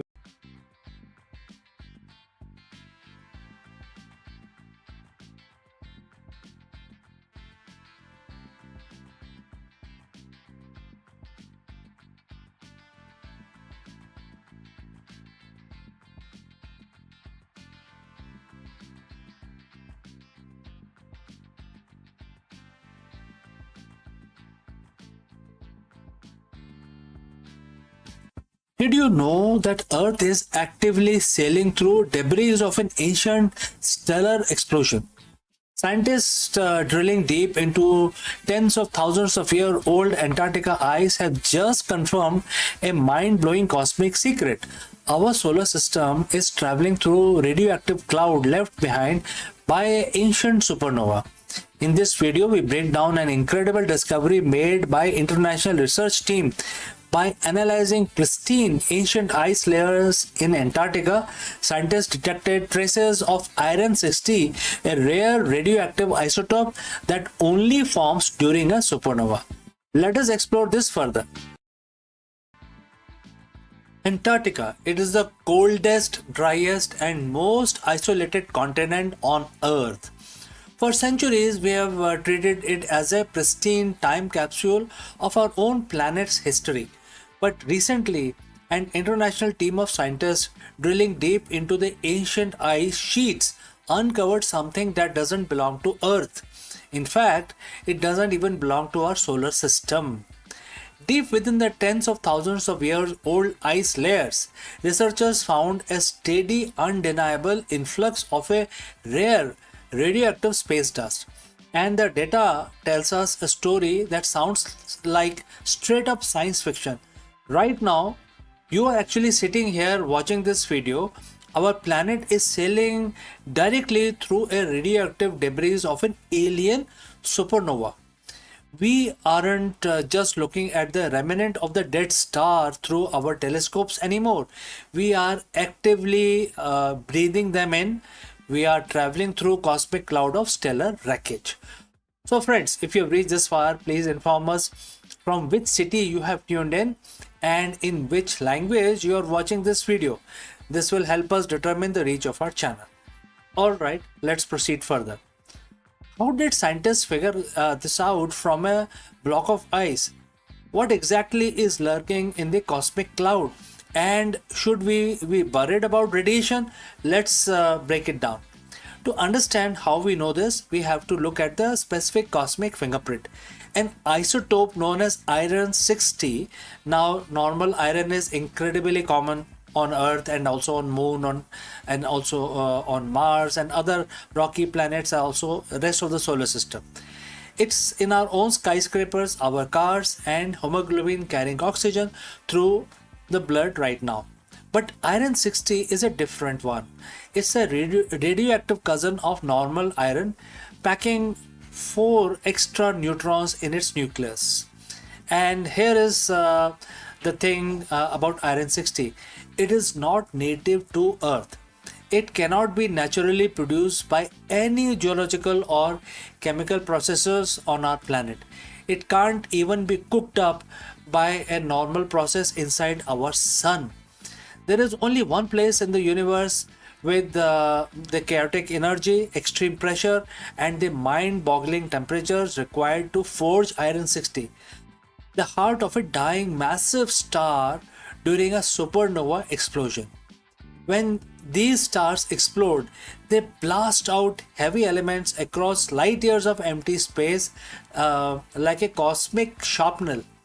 But here is the real kicker: iron 60 is radioactive and it has half-life of about 2.6 million years.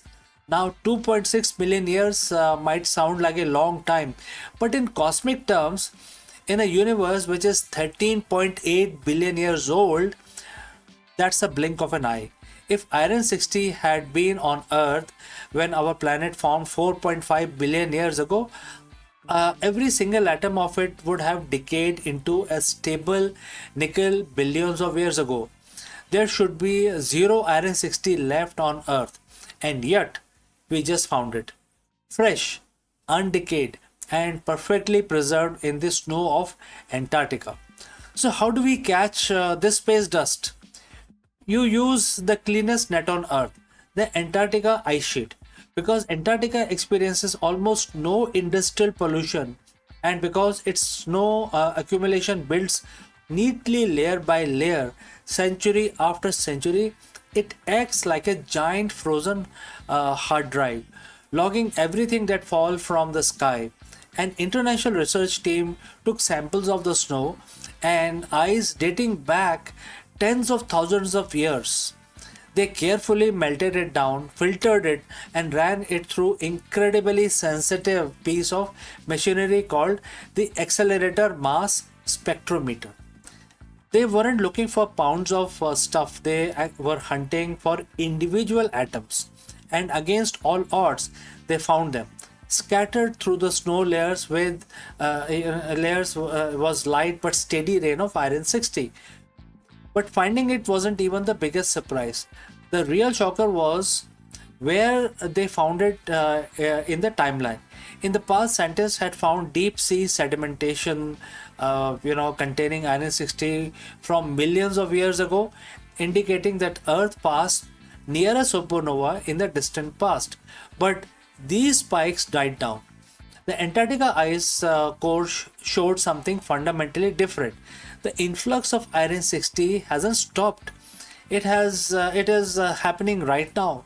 The snow that fell just a few thousand years ago and the snow falling today carries this interstellar signature. This means Earth isn't just looking at the ghostly echoes of an old explosion. We are actively driving through the debris cloud right now. So, what is this cloud we are sailing through? Astronomers call it the local interstellar cloud, or the LIC for short. It's a massive structure of gas and dust spanning about 30 light years across. For the past several thousand years, our entire solar system, which is Sun, Earth, Mars, all of us have been plowing through the cloud at a staggering speed, roughly about 50,000 miles an hour. For a long time, we didn't know exactly what the local interstellar cloud was made of or where it came from. But thanks to the Antarctica ice data, we finally have the answer. The LIC is the literal edge, the expanding shock wave of an ancient supernova, or potentially a cluster of supernovae that exploded millions of years ago in our cosmic neighborhood. Imagine a firework exploding in the sky. Long after the bright flash fades, a ring of smoke keeps expanding outward through the air. Our solar system has essentially driven right into the expanding ring of cosmic smoke. As our planet moves through it, Earth's gravity sweeps up the heavy dust particles, dragging them through our atmosphere, where they gently settle into the polar ice. Now, hearing these words like radioactive space dust and alien supernova debris might make you wonder, are we in danger? Is this radioactive cloud threatening the life on Earth? The short answer is no. We are perfectly safe, and we have two incredible shields to thank for it. The first shield belongs to our sun. It's called the heliosphere. The sun constantly blow out powerful streams of charged particle known as solar wind. This wind creates a gigantic magnetic bubble that surrounds the entire system. As we sail through local interstellar cloud, the heliosphere acts like the bow of a ship, deflecting the vast majority of interstellar gas, cosmic rays, and dangerous radiation around us. Only the heaviest, densest bit of matter, like tiny grains of dust laced with iron 60, have enough momentum to punch through the heliosphere and make it to the inner solar system. And the tiny fraction of the dust that does make it to Earth has to face our second shield, our atmosphere and magnetic field. By the time these atoms drift down to the surface of Antarctica, they are also incredibly sparse that they pose absolutely zero health risk. Instead of a threat, this cloud is a gift. It's an unprecedented scientific gold mine. It allows us to study the chemistry of a dying star without ever leaving our planet. This discovery completely changes how we think about our place in the universe. We often view our solar system as an isolated, peaceful bubble, completely cut off from the chaotic deep space beyond. But the Antarctica ice has shattered that illusion. It proves Earth is deeply, intimately connected to the wider galaxy. We are dynamic travelers in changing cosmic landscape. Astronomers estimate that our solar system will finish its voyage through the local interstellar cloud in the next 10 to 20,000 years. As we exit, we will sail into a new region of interstellar space, and the layers of Antarctica snow will record that transition too. It's a beautiful reminder that we are all quite literally made of stardust, and right now we are sailing through the very force that created us. And therefore, friends, if you found this discovery as mind blowing as I did, make sure to smash that like button. It really helps the channel out. Let me know in the comments below, how do you feel to know that you're breathing an ancient supernova dust right now? Don't forget to subscribe for more fascinating space breakdown, and I will see you very soon in the next voyage, my friends. Before I go, a word about our affiliate partner. Stop settling for a good enough video. If your built-in laptop camera looks like a grainy mess, it is time for an upgrade. Want to instantly level up your video presence? I like to present the Lenovo Performance FHD webcam. This is a game changer for your desktop setup. Technically, this is packed. It has a very sensitive RGB sensor, very crisp photographs it takes. Also comes with two microphones on board, which helps you to record very clear voice in stereophonic format. And these microphones are very sensitive. You can actually move away from the camera up to 2 meters, and these microphones will pick up your voice without any problem. This is a very strong piece. This is very sturdy. Comes with tripod ready. Comes with a very long leash, so it gives you a lot of flexibility to place the webcam wherever you want to keep in your studio. And also it has a swivel base, which is also very handy. So if you want to basically level up your game and you want to pick up this camera at a discount, please click on the link here or scan the QR code. Now let's get back to our video.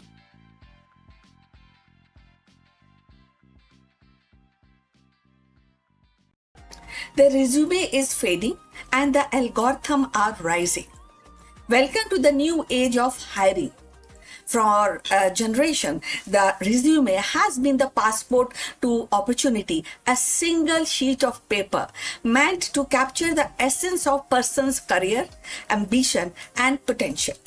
Recruiters relied on it as their compass, scanning from keywords, actually judging the experience and making the judgment further.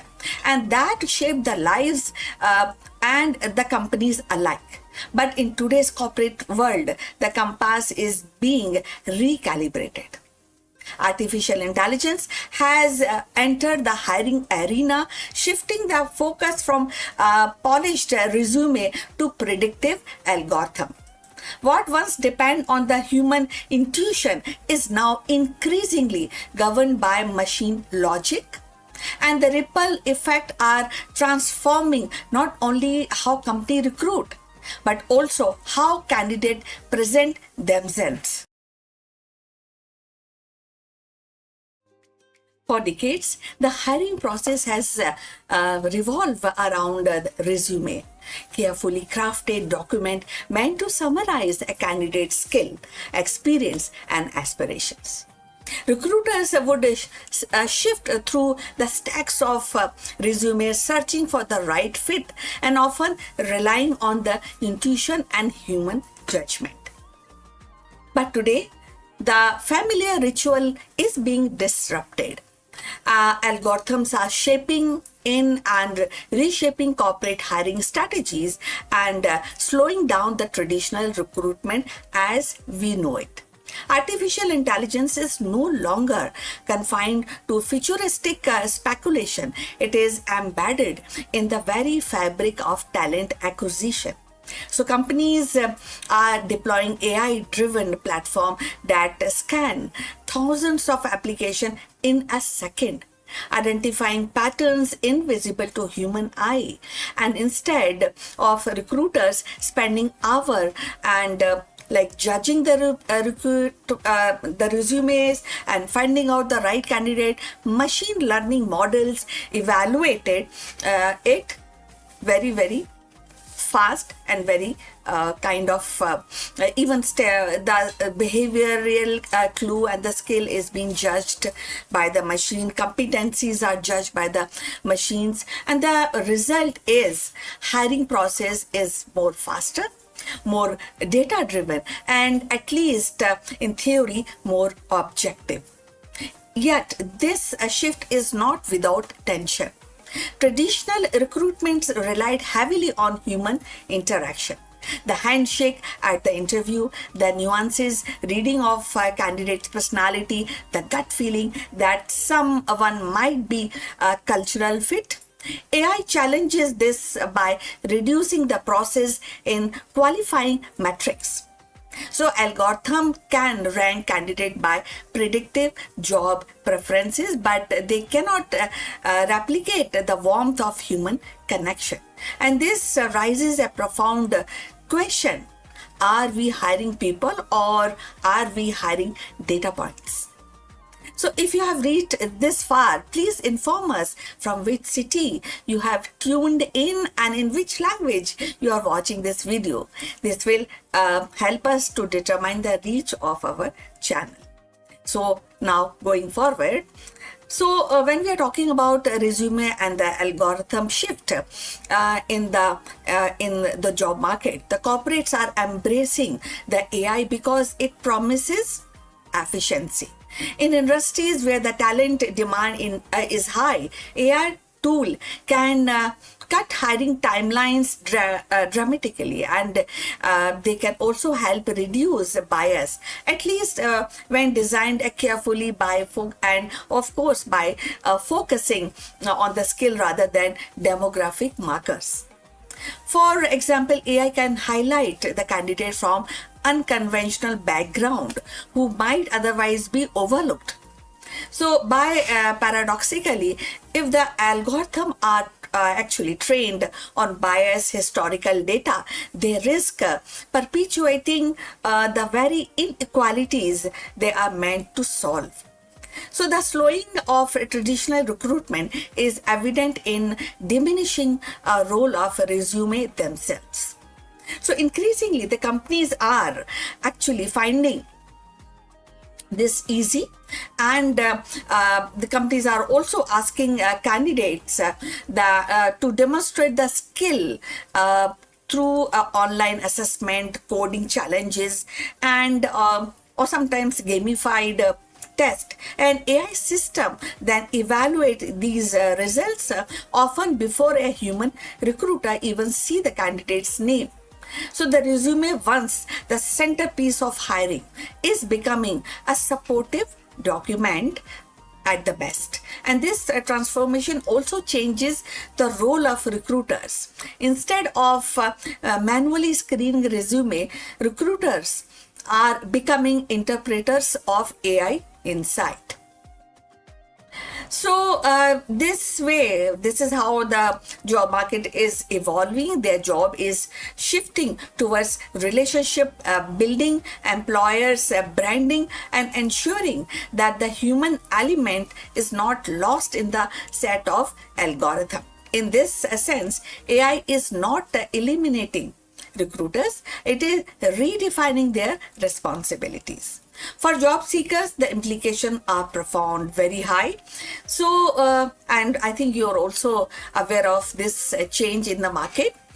So, when we talk about the candidates and the getting hired by big companies, by corporate, so there's the role of crafting a resume with a clever wording may no longer be enough. Candidate must learn to speak algorithm and tailoring their application to highlight measurable skills, and also the AI system which actually AI system recognize. At the same time, they must prepare for the recruitment journey that feels less personal, more automated, and sometimes opaque. Transparency is how these algorithms work, and will be crucial to the meaning of trust for hiring also. Ultimately, the rise of AI is hiring kind of a balance, a story of a balance, you know. The efficiency and the scales are undeniable, definitely an advantage, but they must be they also weigh against the fairness sometimes, and maybe you can say more on empathy, or sometimes you may feel that they are less empathic. So the human judgment is not there that much, which was there earlier. The future of recruitment will likely to be hybrid. You know, algorithm handling the heavy lifting of the data analysis, and while the human provide the nuances, the context, and the compassion that machine cannot replicate. So when we say that algorithm over resume, we are not just describing a technological shift. We are witnessing a cultural transformation, and that is also at the same time how companies define talent, how individuals present themselves, and how society negotiate the line between human intuitions and machine precision.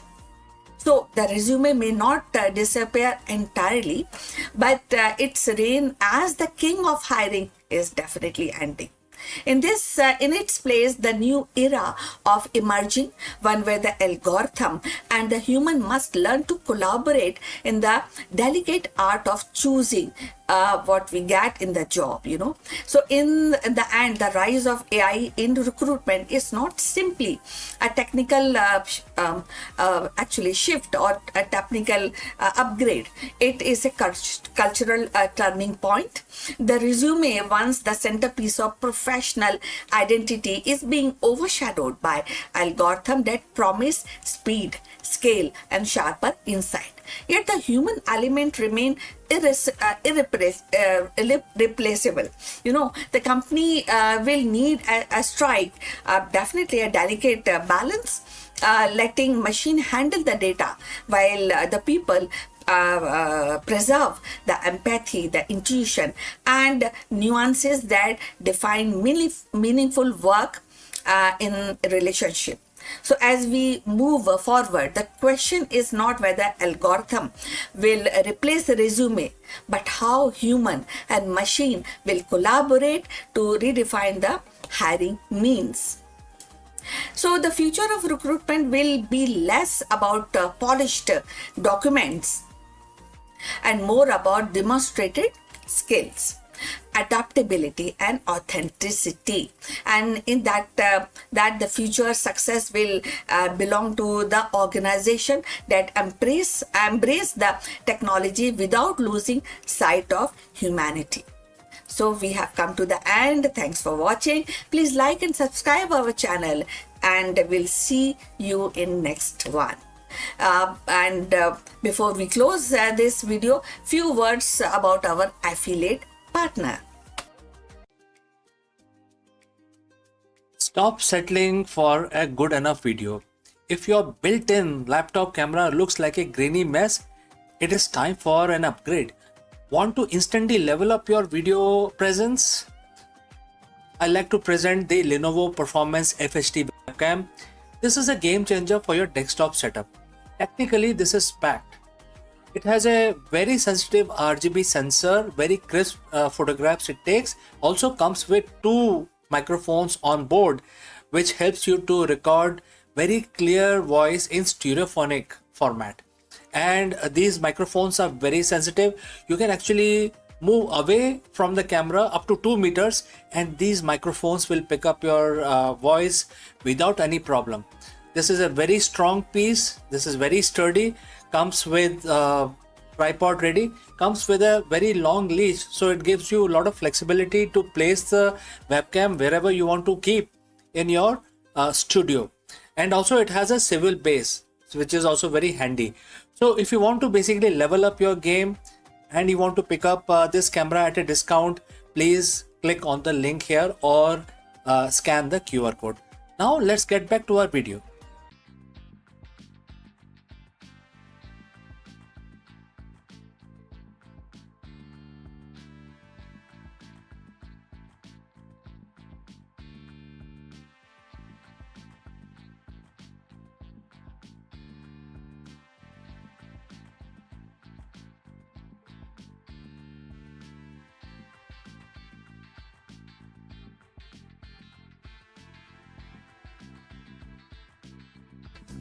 Hello friends, in today's volatile business landscape, even the most successful CEO often find themselves navigating a joyless market, a reality defined by a constant change and the temporary gains. Therefore, in this video, we dive deep into the profound wisdom as mentioned in Bhagavad Gita, and we will try and extract the actionable leadership lessons for the modern executive.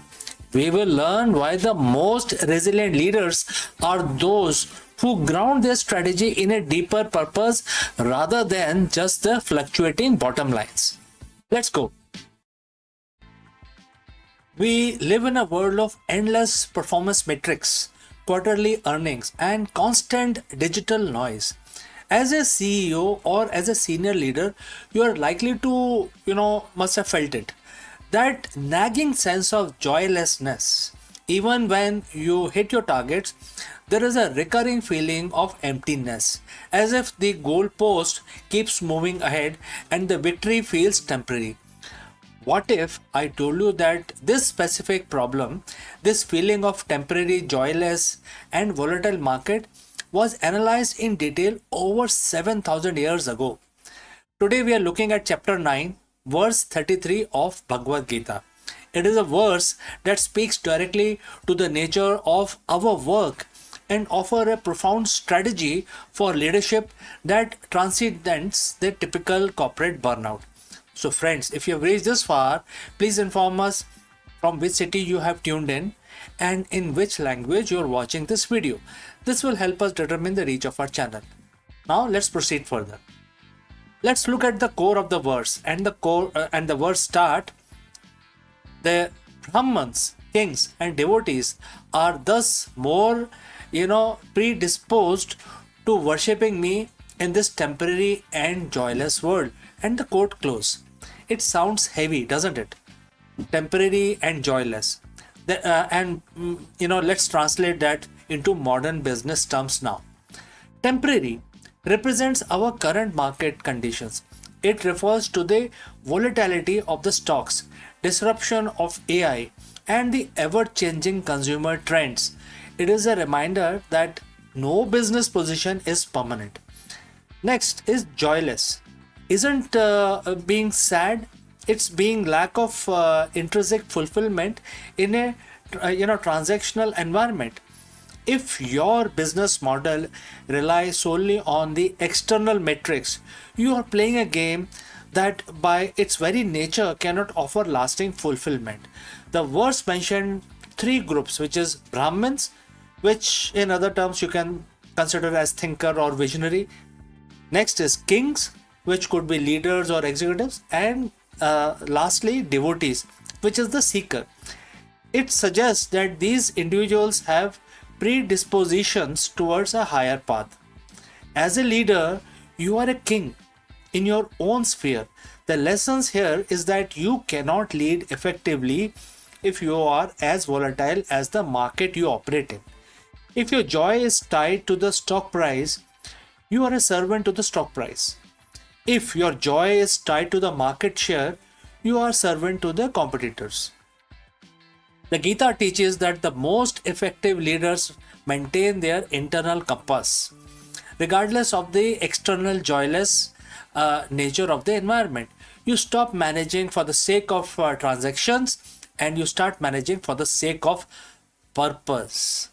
So, how do we apply this in the C-suite? On everyday working day mornings, like Monday morning, for example, detach from the temporary. That is point number one. And how this will work? Acknowledge that the market is cyclic. Don't build your identity or your company culture on the high or low. Build on why. Next is cultivate inner sovereignty. You are the king. Don't abdicate your mindset to the news cycle. Create a mental space that is non-negotiable, a space for deep thoughts and that the chaos of the office cannot penetrate. Third, lead with higher purpose. The verse suggests that by connecting your actions to a higher intent, we move out of the joyless cycle. When your team sees that you aren't just chasing revenue but serving a greater mission, the joy returns to the work. It becomes meaningful. The market is and will always be temporary, but your influence as a leader doesn't have to be. When you recognize the joyless nature of pure transactional business, you are finally free to inject it with something more. You stop being a slave to the cycle and start becoming the architect of the culture that thrives in spite of the chaos. Leadership in its highest form is the ability to stay grounded while everything else is in motion. And that is the important lessons that we learn from chapter 9, verse 33. So friends, if this resonates with you, I invite you to reflect on one thing that you have done this week that feels transactional, and if you cannot shift it today to a higher purpose, also let me know.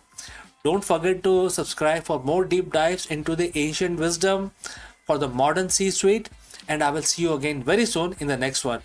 Before I part in this video, a few words about our affiliate partner.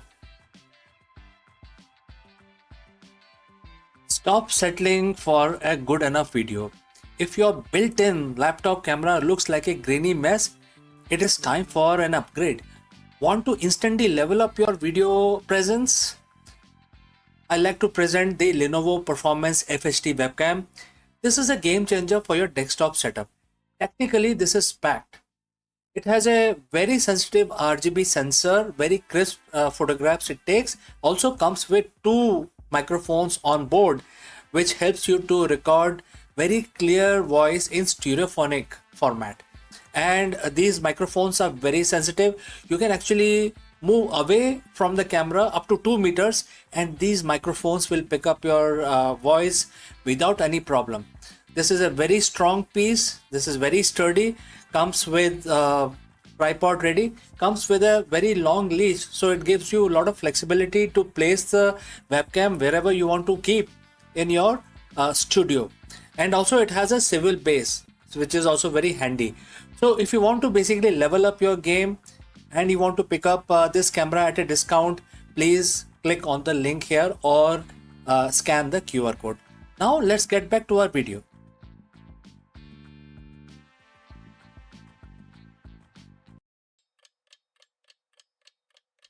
Hello friends and namaskar. Do you know that the Gurugram real estate prices have skyrocketed by 18%? Therefore, in this video, we break down exactly why property demand in Gurugram is hitting new high in 2026 and what this means for home buyers and the real estate investors. Let's go and explore this further. If you have been looking at the property in Gurugram lately, you have probably noticed that same thing I have in the market is basically on fire. So what was cheaper earlier is now becoming expensive. We are looking at an 18% jump in the prices, and that isn't just a random number. It's a signal of a massive shift in the Millennium City. But is this a bubble about to burst, or is there some actual solid value behind these numbers? Today we are breaking down exactly what is happening in Gurugram real estate market in 2026, and more importantly whether you should be buying, selling, or staying on the sidelines when the property is soaring so much. So friends, if you have reached this far, please inform us from which city you have tuned in and in which language you are watching this video. This will help us determine the reach of our channel. Alright, first, let's get the big question out of the way. Why 18%? A lot of people see this and think probably, perhaps, speculative bubble. But when you look at the data, it's actually a structural repricing. We are seeing a perfect storm of three things: infrastructure, corporate expansion, and flight to quality. Not all of the Gurugram is growing at the same rate. We are seeing two-speed market.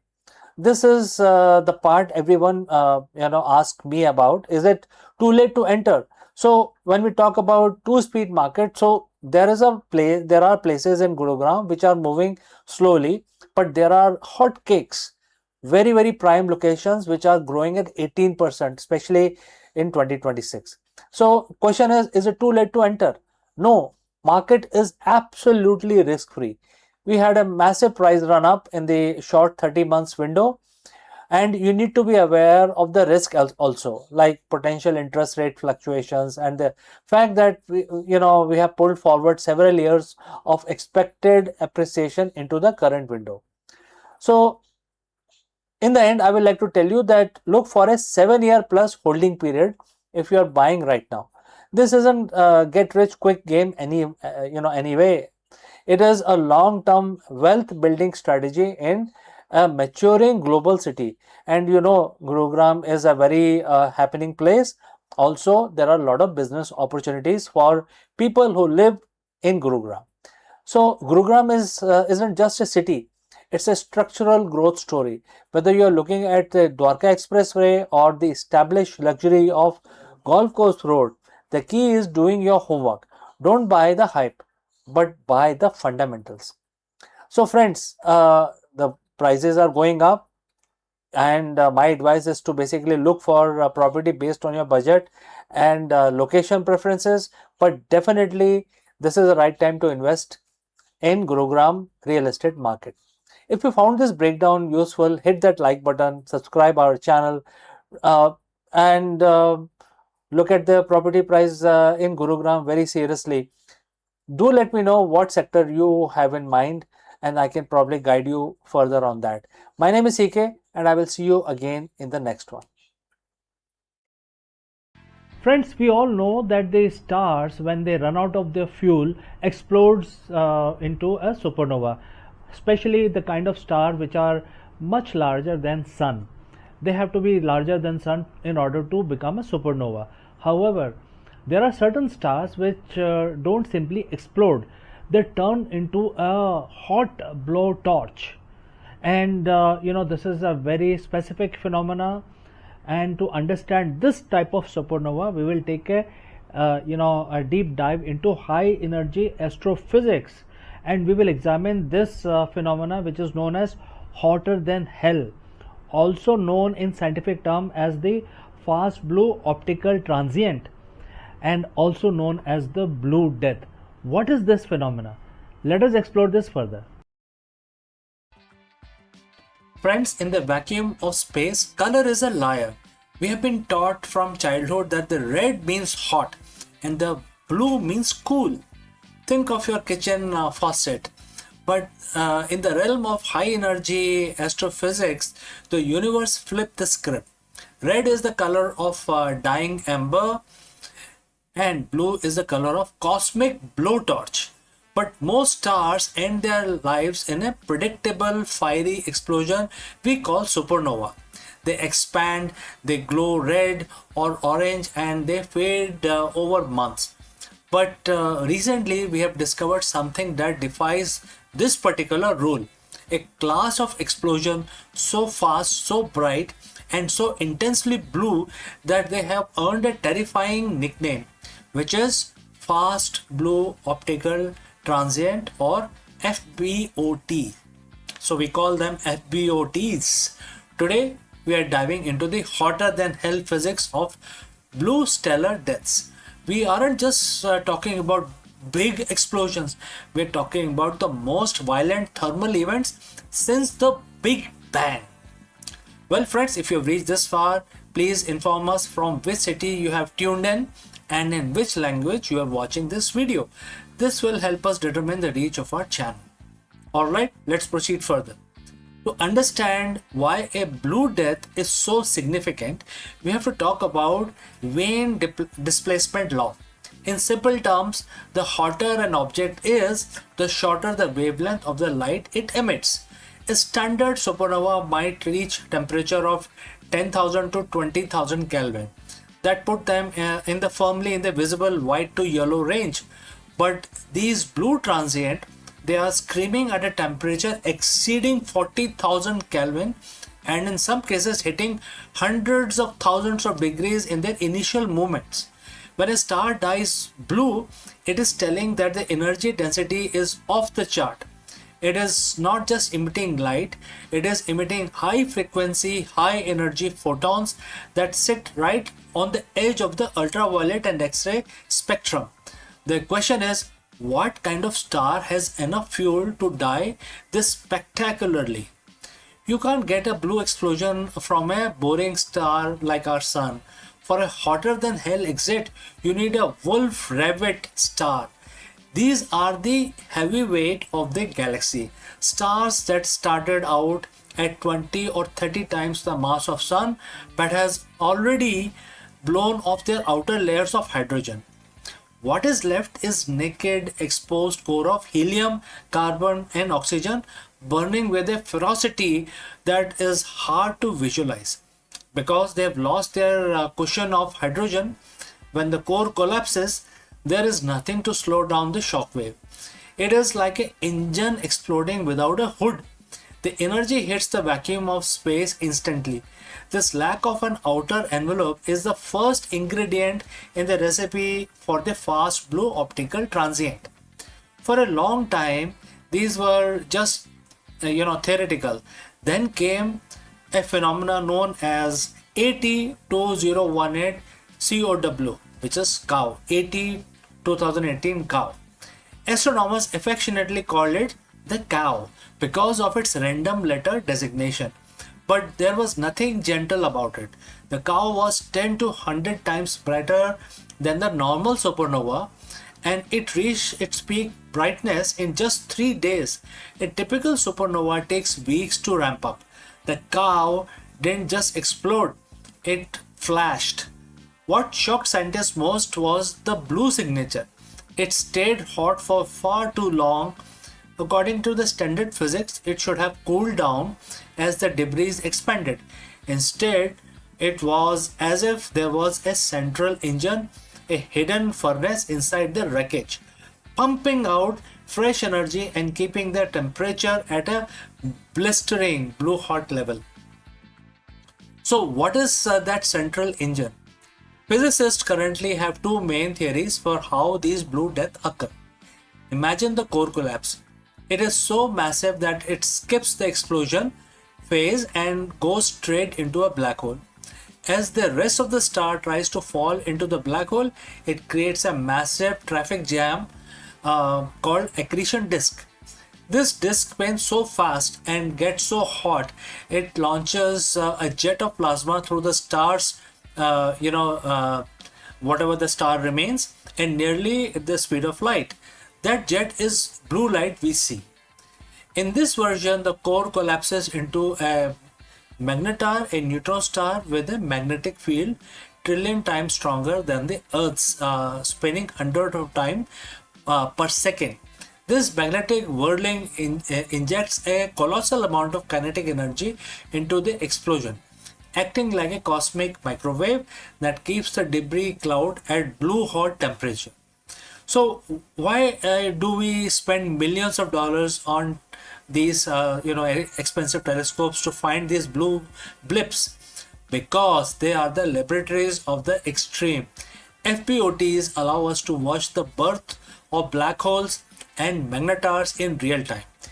Usually we find these objects millions of years after they were formed. With blue stellar death, we are seeing the first cry of a new celestial monster. They also act as the cosmic flashlights because they are so bright. They illuminate the gas and dust in distant galaxies, helping us map the cosmic web that holds the universe together. Every time we catch a blue flash, we are refining our understanding of how matter behaves under the most extreme gravity and heat possible. The universe is a violent place, but there is a strange beauty in its destruction. A blue stellar death is the ultimate paradox. A star that has run out of life yet shines with more intensity than billion suns combined. It's a final defiant scream across the vacuum. Next time, when you look up at a clear night sky, remember that twinkling white stars are just the beginning. Out there in the deep dark, something is turning blue, breaking the laws of physics and providing that something truly are hotter than hell. So, thanks for watching, thanks for listening. If you enjoyed this deep dive into physics of the cosmos, don't forget to hit that subscribe button. Until next time, keep looking up. Before I go, a word about our affiliate partner. Stop settling for a good enough video. If your built-in laptop camera looks like a grainy mess, it is time for an upgrade. Want to instantly level up your video presence? I like to present the Lenovo Performance FHD webcam. This is a game changer for your desktop setup. Technically, this is packed. It has a very sensitive RGB sensor, very crisp photographs it takes. Also comes with two microphones on board, which helps you to record very clear voice in stereophonic format. And these microphones are very sensitive. You can actually move away from the camera up to 2 meters and these microphones will pick up your voice without any problem. This is a very strong piece. This is very sturdy. Comes with tripod ready. Comes with a very long leash, so it gives you a lot of flexibility to place the webcam wherever you want to keep in your studio. And also it has a swivel base, which is also very handy. So if you want to basically level up your game and you want to pick up this camera at a discount, please click on the link here or scan the QR code. Now let's get back to our video.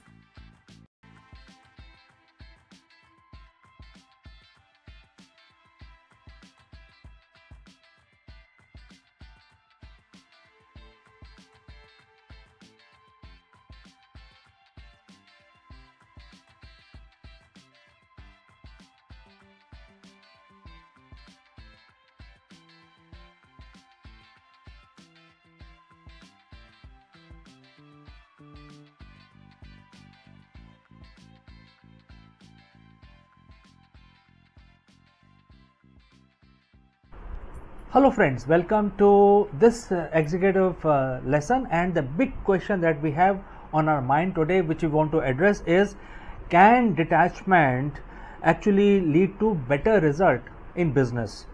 This is a very profound question, and that is why in today's high pressure corporate world, CEOs are often told that the end justify the means. All right. So there is nothing about detachment, but the ancient wisdom, which is Bhagavad Gita, talks about detachment all the time. They are saying that if you shift your focus from the result to your nishkam karm, basically undivided attention to your work, that will give you better result, and therefore this should be your strategy. And this will also take away your high pressure, whereas you are not focused about result, but you are actually focused about the work, which is the worship in this case. So friends, stick around, because this is going to be very interesting. It is going to be useful for people in the leadership position, also for anybody who want to follow Bhagavad Gita. So friends, I will start the discussion now. We live in an era of hyper result. Every quarter, every week, every minute is tracked. As a leader, you value often reduced to a single metric, which is the bottom line. But here is the irony. The more we obsess over the finish line, more likely that we are, stumble before we get there. We are seeing record level of burnout, decision fatigue, and quite quitting at the executive level. What if I told you that 7,000 years ago, a text which was written or recited holds the secret to modern high performance? Today we are looking at the Bhagavad Gita, chapter 6, verse 4. Why letting go is actually the most strategic move a CEO can make. So friends, if you have reached this far, please inform us from which city you have tuned in and in which language you are watching this video. This will help us determine the reach of our channel. Alright, let's proceed further. In the 6th chapter of Bhagavad Gita, Bhagwan Krishna explains the state of yoga. Not the physical postures as we see today, but a state of perfect mental equilibrium and the union with one purpose. And the verse says, quote starts, a person is said to have attained yoga when they have no desire for sense gratification and not attached to the fruits of their action, and have renounced all material desires. Quote close. To a modern business mind, this sounds impossible. No desire for results, no attachment to fruits. In business, the fruits are the profit, the market share, the exit strategy, etc. etc. But let's look closer. Bhagwan Krishna isn't saying don't work. He's saying work without being enslaved by the outcome. What does the attachment to the result hurt a CEO? Well, the anxiety cloud your judgment. So when you are terrified of a bad quarter, your brain shifts into survival mode. You stop thinking long term and start making fear-based decisions. You can also generate tunnel vision. You become so focused on the goal that you miss the signals in the market. You stop innovating because you are too busy defending a specific outcome. You can also get into a hedonic treadmill. If your happiness depends on the result, you are never satisfied. You hit the target and you feel a spark of joy for 5 minutes and then immediately start stressing about the next quarter. This is the recipe of an executive burnout. So what does the attaining yoga looks like in a boardroom? It's what the modern psychologists call the flow state. When you renounce the desire for the fruits, you redirect all that wasted worry energy into a process. Imagine a CEO who walks into a merger negotiations, and if they are attached to the result, they are needy, nervous, and easily manipulated. But if they are focused only on performing their duty perfectly, presenting the facts, staying ethical, and listening deeply, they will remain untouchable. This is the result paradox. By not obsessing over the outcome, you actually increase the quality of your work, which mathematically makes a positive outcome more likely. So how do you apply Bhagavad Gita, chapter 6, verse 4 tomorrow morning? Well, step 1, define the effort, not just the goal. Instead of just setting a sales target, set a quality of interaction target. Measure how well you listened and how clearly you communicated and how much value you provided. Step number 2, practice strategic detachment. During high stake meetings, remind yourself, I have control over my actions, but I do not have control over the final response of others. This lowers your anxiety and raises your IQ. Step 3, audit your sense gratification. Are you making this move for the growth of the company, or are your own ego or sense gratification is driving this? Real leadership begins where the ego ends. So, chapter 6, verse 4 isn't about being passive, it's about being powerful, present. When you stop chasing the shadow of the result, you finally stand in the light of your own potential. You become a leader who is stable in success and resilient in failure. And that is the yoga Krishna speaks of. And it is the ultimate competitive advantage in the 21st century. Don't you think so? So next time you feel the pressure of the bottom line closing in, remember, focus on the work, let go of the fruits, and the result will take care of themselves. So friends, if you have any question, please do not hesitate to send it across. Thanks for watching. If this ancient perspective helped you today, share it with your colleagues who needed to hear it. And friends, I will see you in the next one. But before that, a word about our affiliate partner. Stop settling for a good enough video. If your built-in laptop camera looks like a grainy mess, it is time for an upgrade. Want to instantly level up your video presence? I like to present the Lenovo Performance FHD webcam. This is a game changer for your desktop setup. Technically, this is packed. It has a very sensitive RGB sensor, very crisp photographs it takes. Also comes with 2 microphones on board, which helps you to record very clear voice in stereophonic format. And these microphones are very sensitive. You can actually move away from the camera up to 2 meters, and these microphones will pick up your voice without any problem. This is a very strong piece. This is very sturdy. Comes with tripod ready. Comes with a very long leash, so it gives you a lot of flexibility to place the webcam wherever you want to keep in your studio. And also it has a swivel base, which is also very handy. So if you want to basically level up your game and you want to pick up this camera at a discount, please click on the link here or scan the QR code. Now let's get back to our video.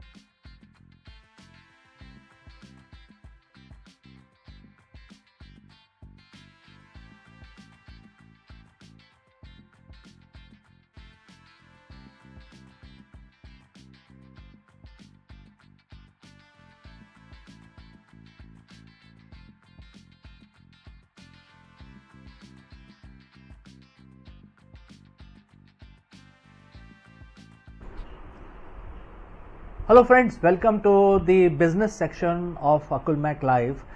We have all heard about the nuclear breakthrough India just reported.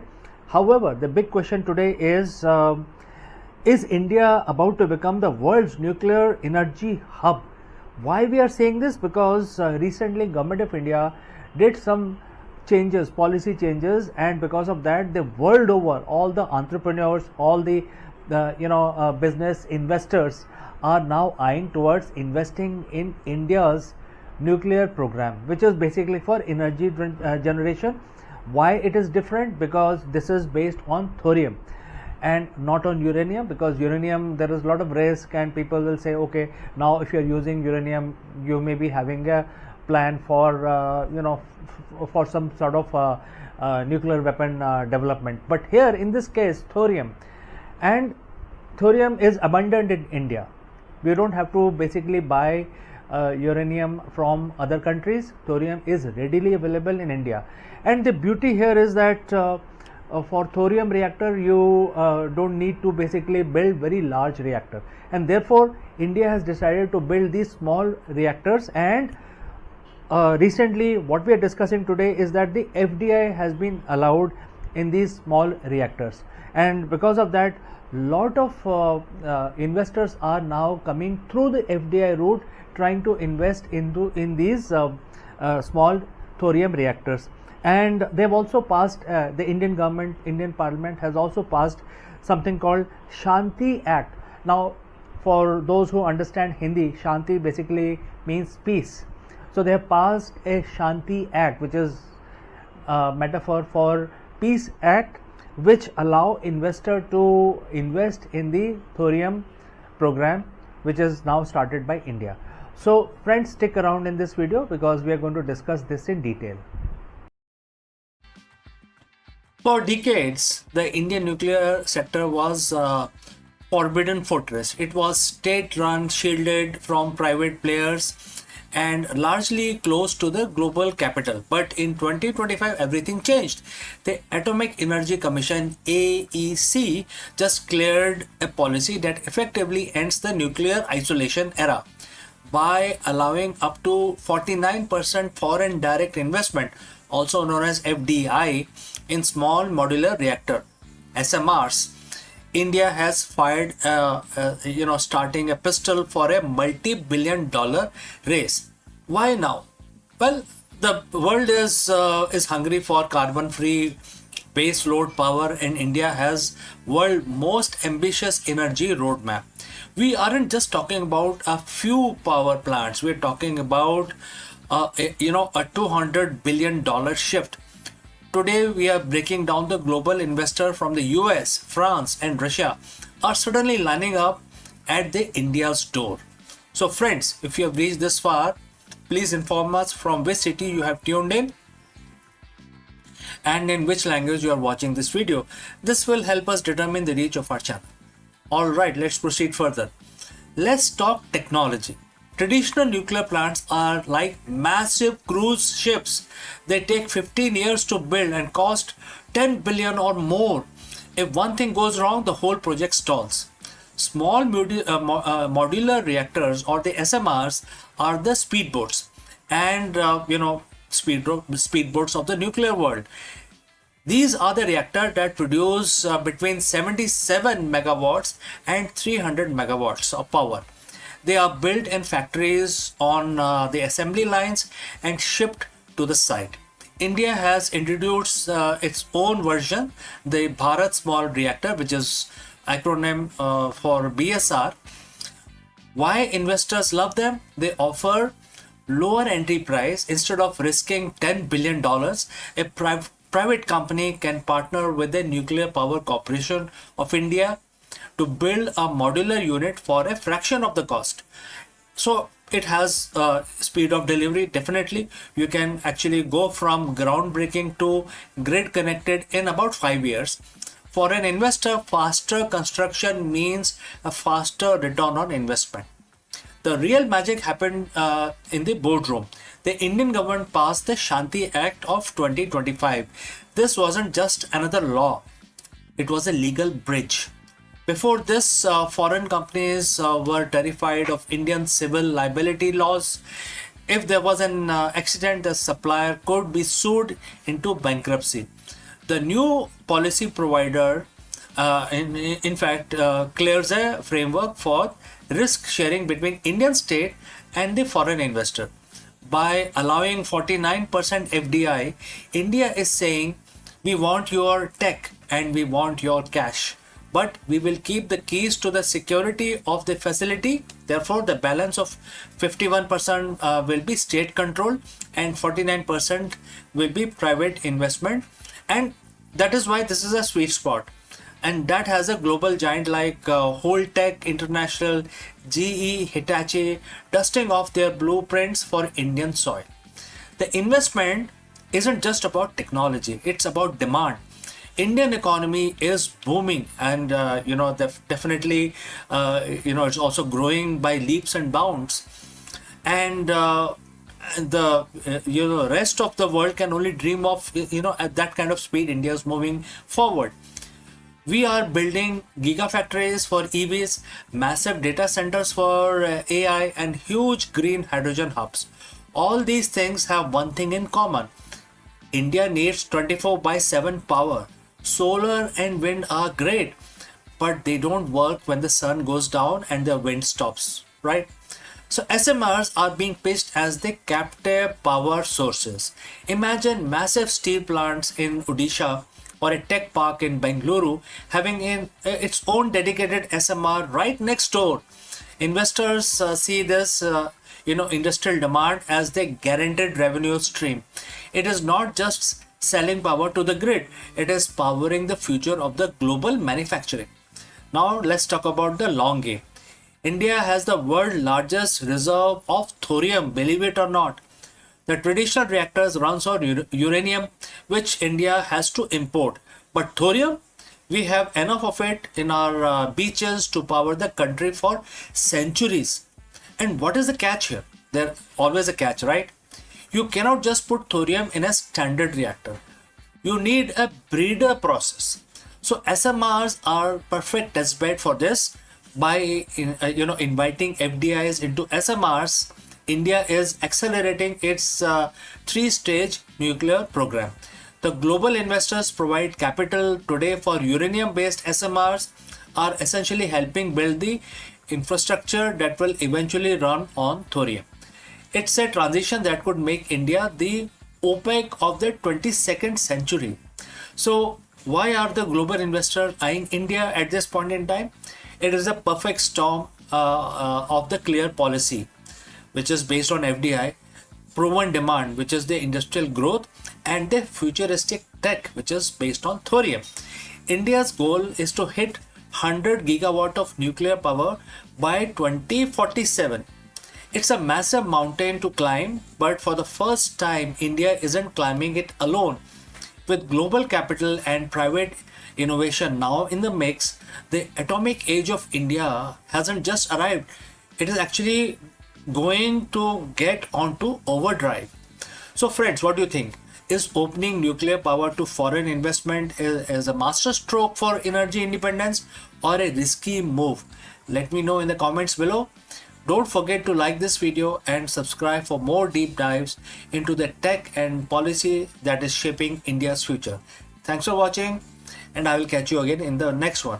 Before I leave, a word about our affiliate partner. Stop settling for a good enough video.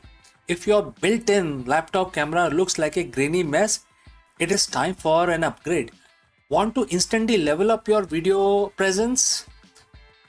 I like to present the Lenovo Performance FHD webcam. This is a game changer for your desktop setup. Technically, this is packed. It has a very sensitive RGB sensor, very crisp photographs it takes. Also comes with 2 microphones on board, which helps you to record very clear voice in stereophonic format. And these microphones are very sensitive.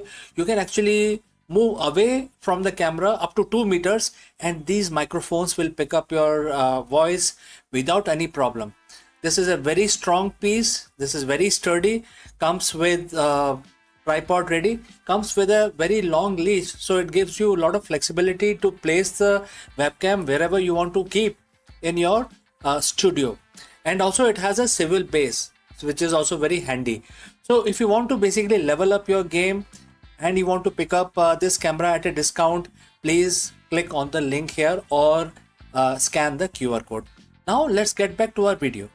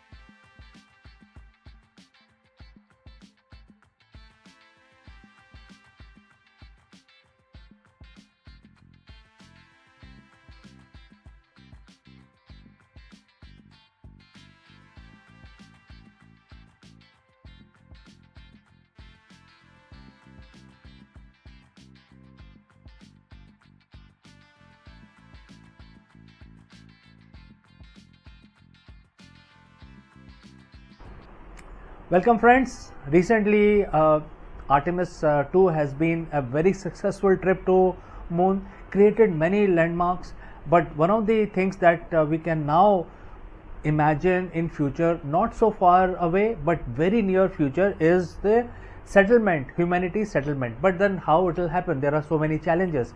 One of the challenge is related to habitat, and therefore this company, a startup in USA, they are going to basically talk about the new type of habitat structure. They are going to convert the moon into a real habitable real estate, when the humans travel to moon and successfully land on the moon, etc. So the big question is the future of humanity on the moon is inflatable. Remember this word inflatable, because this company, which is known as Max Space, they are actually talking about inflatable habitat which can reach moon and then can be inflated, and then they are readily available. No digging required, no construction, no 3D printing, none of those things. These are ready to build housing, and as soon as the astronaut arrive there, the houses will be ready. So this is a game changer, and this is very exciting. So in today's video we are going to discuss how this is going to happen, what are the roadblocks, what are the opportunities, and how this Max Space is changing the landscape, especially for the human settlement, not only on moon but in future outside in other worlds. So stick around friends, because this is going to be very, very interesting video. Imagine you're moving into a new apartment, but there is a catch. You have to carry every single piece of furniture, the walls, the plumbing, and the oxygen system on your back while climbing a mountain. That is essentially the challenge of building a base on the moon. For decades, the dream of lunar colony has been held back by one brutal reality, which is the weight. In the space industry, mass is money. Every extra kilogram of steel or aluminum you send to lunar surface cost a fortune in rocket fuel. Because of this, most proposed moon bases have been small, cramped, and incredibly difficult to scale. But that's about to change now. A Florida-based startup called MaxSpace has just unveiled a design that sounds like something out of a science fiction novel, a pop-up habitat. They aren't just building rooms, they are building what they call the scalable real estate for the moon. And if they succeed, the era of flags and footprints is over and the era of lunar cities is going to begin.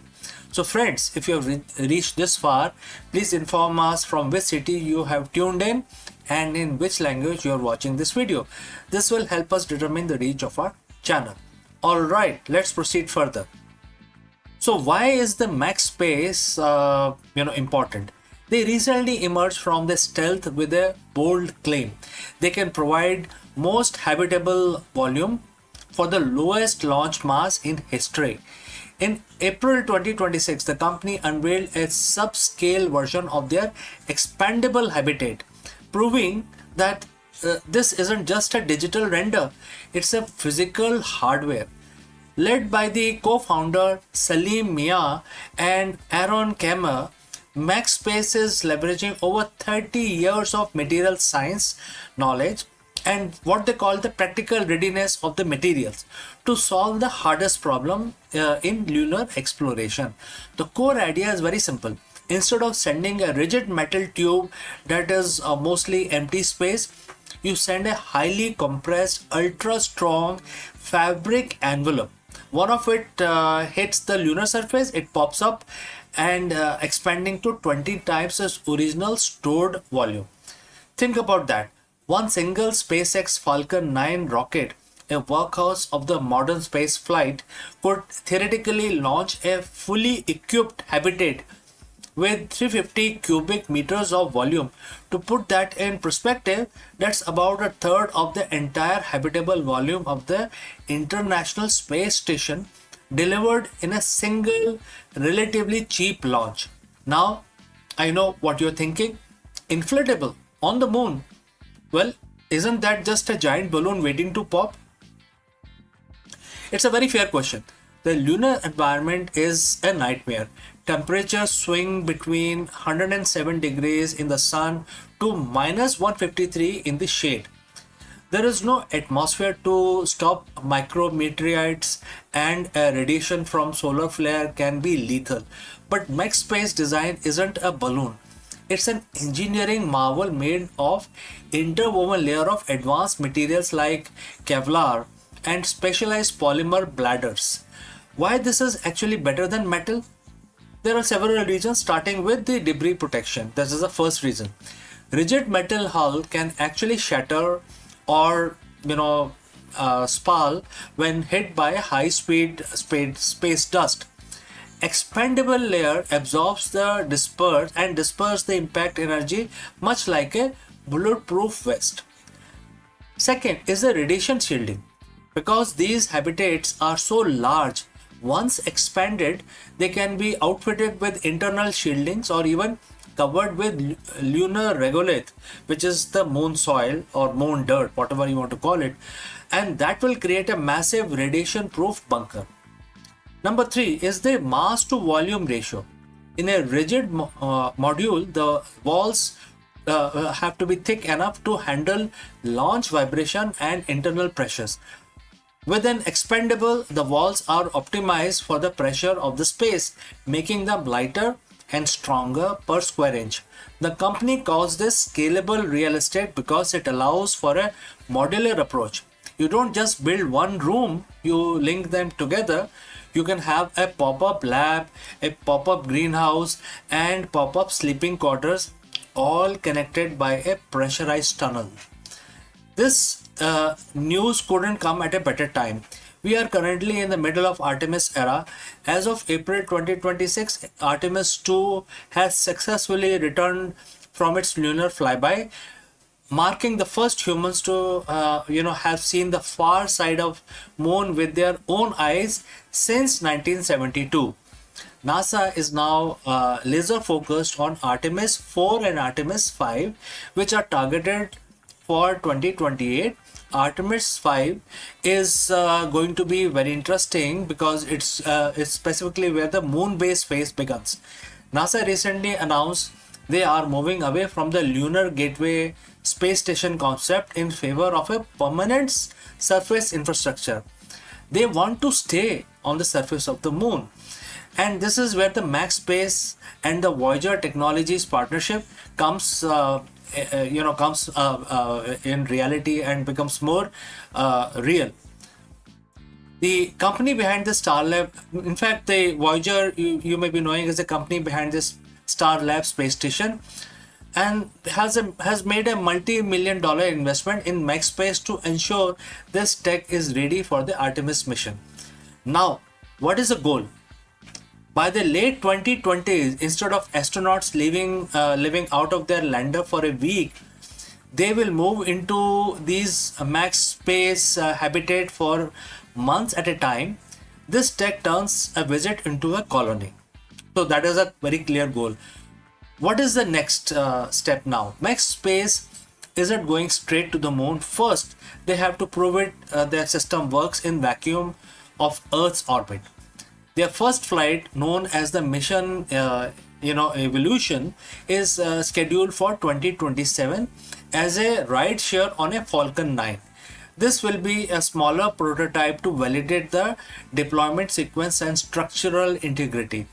If that works, the sky, or rather the lunar South Pole, is the limit. They are already designing their Thunderbird station, a commercial outpost that could serve as a lunar hotel or a research hub. For 60 years, we have thought about space station, the moon bases as cold metallic cylinders, but the future of human life beyond Earth might be softer, lighter, and much, much bigger. Max Space is betting that the key to cosmos isn't building bigger rockets, but building smarter houses. If they are right, the first pop-up colony on the moon won't just be a scientific outpost. It will be the first real piece of lunar real estate in human history. Now, the question is, if you could book a room in a pop-up lunar hotel in 2030, would you go to moon? I will like to know your answer. So friends, thanks for watching. If you want to stay updated on the race to build the first moon base, hit that subscribe button and check out our other videos on Artemis program. Before I go, a word about our affiliate partner. Stop settling for a good enough video. If your built-in laptop camera looks like a grainy mess, it is time for an upgrade. Want to instantly level up your video presence? I like to present the Lenovo Performance FHD webcam. This is a game changer for your desktop setup. Technically, this is packed. It has a very sensitive RGB sensor, very crisp photographs it takes. Also comes with 2 microphones on board, which helps you to record very clear voice in stereophonic format. And these microphones are very sensitive. You can actually move away from the camera up to 2 meters and these microphones will pick up your voice without any problem. This is a very strong piece. This is very sturdy. Comes with tripod ready. Comes with a very long leash, so it gives you a lot of flexibility to place the webcam wherever you want to keep in your studio. And also it has a swivel base, which is also very handy. So if you want to basically level up your game and you want to pick up this camera at a discount, please click on the link here or scan the QR code. Now let's get back to our video. Hello friends, let me ask you, can the ancient wisdom solve the modern leadership crisis? In this video, we dive deep into Bhagavad Gita. And friends, as you know, Bhagavad Gita is 7,000-year-old manuscript, and some of the teachings in Bhagavad Gita can be directly related to the modern day CEOs and entrepreneurs. While the corporate world focuses on the external ROIs, the Gita points towards the ultimate ROI, which is transitioning from material containment to absolute clarity. Let us discuss this further. In the corner office of any major corporation, the metrics are always the same, which is EBITDA, market share, quarterly growth, and the shareholder value. We call this the return on investment. But there is a hidden tax being paid every single day that doesn't show up on a balance sheet. It is a tax of the cluttered mind. Think about your last major decision. Was it made with 100% clarity, or was it colored by the fatigue of the previous meetings, anxiety of fluctuating markets, or perhaps the flicker of ego? Most leaders operate in a state of what the Bhagavad Gita calls material contamination. In modern terms, we call it cognitive noise. Today we are going to take a look at 7,000-year-old formula that offers a different kind of ROI. We are looking at chapter 6, verse 28 of Bhagavad Gita. It is a verse that promises not just success, but the ultimate happiness, and for a CEO, that might be most strategic advantage you can possess. Alright, so friends, if you have reached this far, please let us know from which city you have tuned in and in which language you are watching our live stream. Alright, let's move ahead. Let's look at the verse itself. And the verse says, quote starts, the yogic practice free from material contamination, and by connecting with the divine, he reaches the ultimate happiness. Quote close. Alright, so this sounds like something like a yogic practice for a busy executive, and divine might sound like they are being asked to go to a mountain retreat and not to a boardroom. But let's translate this into the language of leadership. The verse identifies 3 distinct stages. First, the process, a yogic practice which requires consistent mental discipline. Number 2, the result, the freedom from contamination, which is removal of all biases and noise. 3, the goal, the ultimate happiness, which is a state of peak performance and flow. And therefore, for a CEO, this is something which is not just spiritual. It is a blueprint of the operational, operational side of your activities, right? Don't you think so? All right. So this is going to also, improve your excellence in yourself. What does the Gita mean by contamination in the context of 21st century company? Contamination is anything that obscure your true vision in the boardroom. This looks like ego trap. And there are several things attached to the ego trap. First is making decision to win an argument rather than to serve the company's mission. Second is analysis paralysis, being so bogged down by data that you lose your intuitiveness, gut feeling, etc. Third is the emotional residue, carrying the frustration of a failed merger into your dinner with your family, or worse, into your next strategic session. When a CEO is contaminated, they are reactive. When you are reactive, you are predictable. And in business, being predictable is a liability. The Gita suggests that through yogic practice, which can be defined as structured meditation, mindfulness, and radical self-awareness, we begin to filter this contamination. Imagine your mind as a lens. Over years of high-stress leadership, that lens gets covered in dust. This verse is about daily habit of wiping the lens clean. The verse mentions contact with divine, etc. The word of high performance, we have a different word for this, which is flow. And it is that state where the self vanishes, the time slows down, and you execute with effortless precision. But there is a deeper layer here. For a CEO, connecting with the divine can be interpreted as connecting with the highest purpose. When a leader is connected to a purpose greater than their own paycheck or their own reputation, something shifts. This connection provides a steady anchor. And if the market crashes, the anchor holds. If the media attacks, the anchor holds. Why? Because your sense of ultimate happiness is no longer tied to the external material world. It is, it is sourced from an internal connection to the truth. This is the ultimate ROI.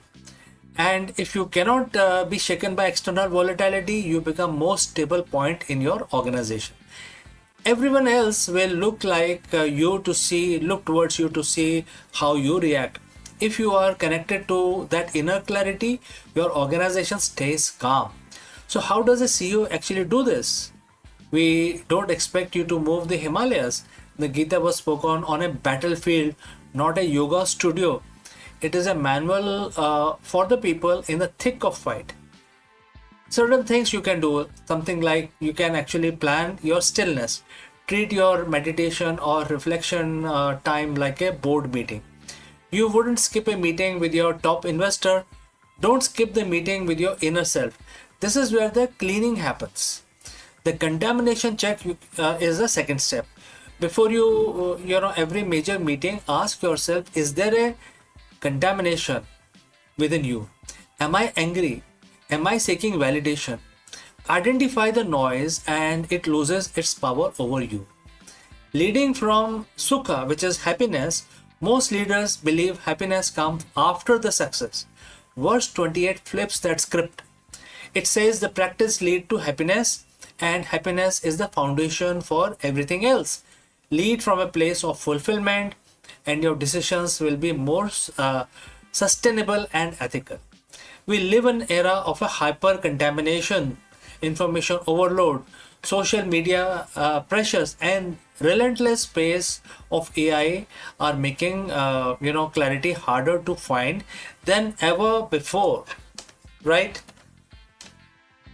The CEO of the future is not the one with the most data.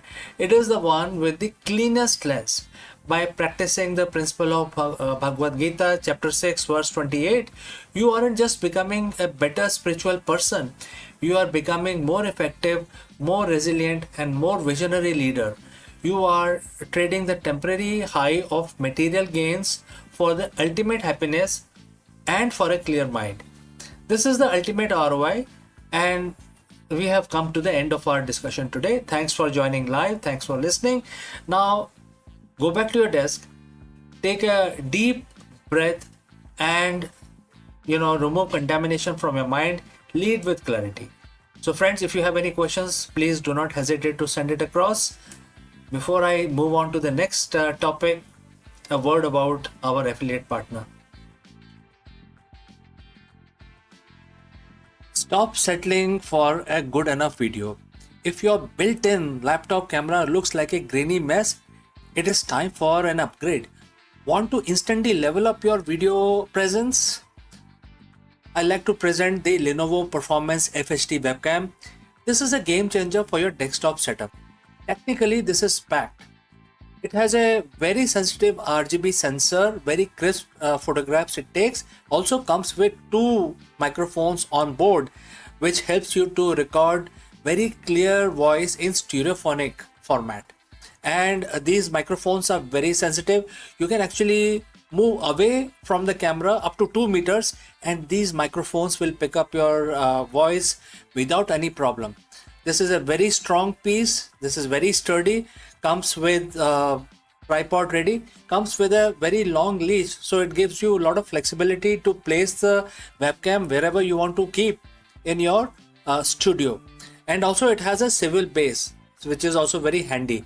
So if you want to basically level up your game and you want to pick up this camera at a discount, please click on the link here or scan the QR code. Now let's get back to our video. Well, $60 billion, that's more than the entire valuation of many Fortune 500 companies, right? It's twice what NASA gets in a year, and it is the price tag of a single option. Elon Musk just secured, for SpaceX. Yesterday, the world of aerospace and AI collided. SpaceX officially announced a strategic partnership with Cursor, the AI coding startup that has taken the developer world by storm. But this isn't just a partnership. SpaceX now holds the exclusive right to buy Cursor for $60 billion by the end of 2026. Why would a rocket company, one that just merged with XAI and is targeting a 1.75 trillion IPO, drop that kind of cash on a code editor? Is it just about helping engineers write faster apps, or is this the missing link that finally makes the city on Mars a reality? Today we are deconstructing the SpaceX Cursor deal, the colossal supercomputer, and why the road to the red planet is now paved with billions of lines of AI generated code. So friends, if you have reached this far, please inform us from which city you have tuned in and in which language you are watching this video. This will help us determine the reach of our channel. Alright, let's proceed with our analysis. If you aren't a developer, you might not realize how big Cursor has become. It's a fork of the VS Code, but it has been rebuilt from the ground up with AI at its core. It pioneered what enthusiasts call the vibe coding, the ability to describe a complex feature in plain English and watch the AI architect the entire file structure, logic, and test in seconds. And therefore, we need to consider this statistics. ARR, over 2 billion today, projected to hit 6 billion by year end. And what is the reach? Used by over 50% of the Fortune 500 company. And what is the most important thing? It is not just a chatbot. It is a tool that understands your entire code base. SpaceX isn't just buying a tool. They are buying the distribution channel to the world's best engineers. But there is a catch. SpaceX has two choices: pay 10 billion for a joint development partnership, or pay $60 billion for the whole thing. It's a try before you buy deal at a galactical scale. To understand why this matters, we have to look at the hardware. Back in the February 2026, SpaceX merged with XAI. In that merger, SpaceX inherited Colossus, the world's most powerful AI training cluster running on roughly 1 million NVIDIA H100 equivalents. Before this deal, Cursor was a bottlenecked by the computing power. They were using model from OpenAI and Anthropic. But now Cursor is moving into the SpaceX family. They get direct access to Colossus. Imagine taking the world's most intuitive coding interface and plug-in it to the world's largest supercomputer. We are talking about training a personal super intelligent specifically for engineering. This isn't about building another Grok for Twitter. It's about building an AI that can design a Raptor engine, simulate orbital mechanics, and debug the flight software of a starship in real time.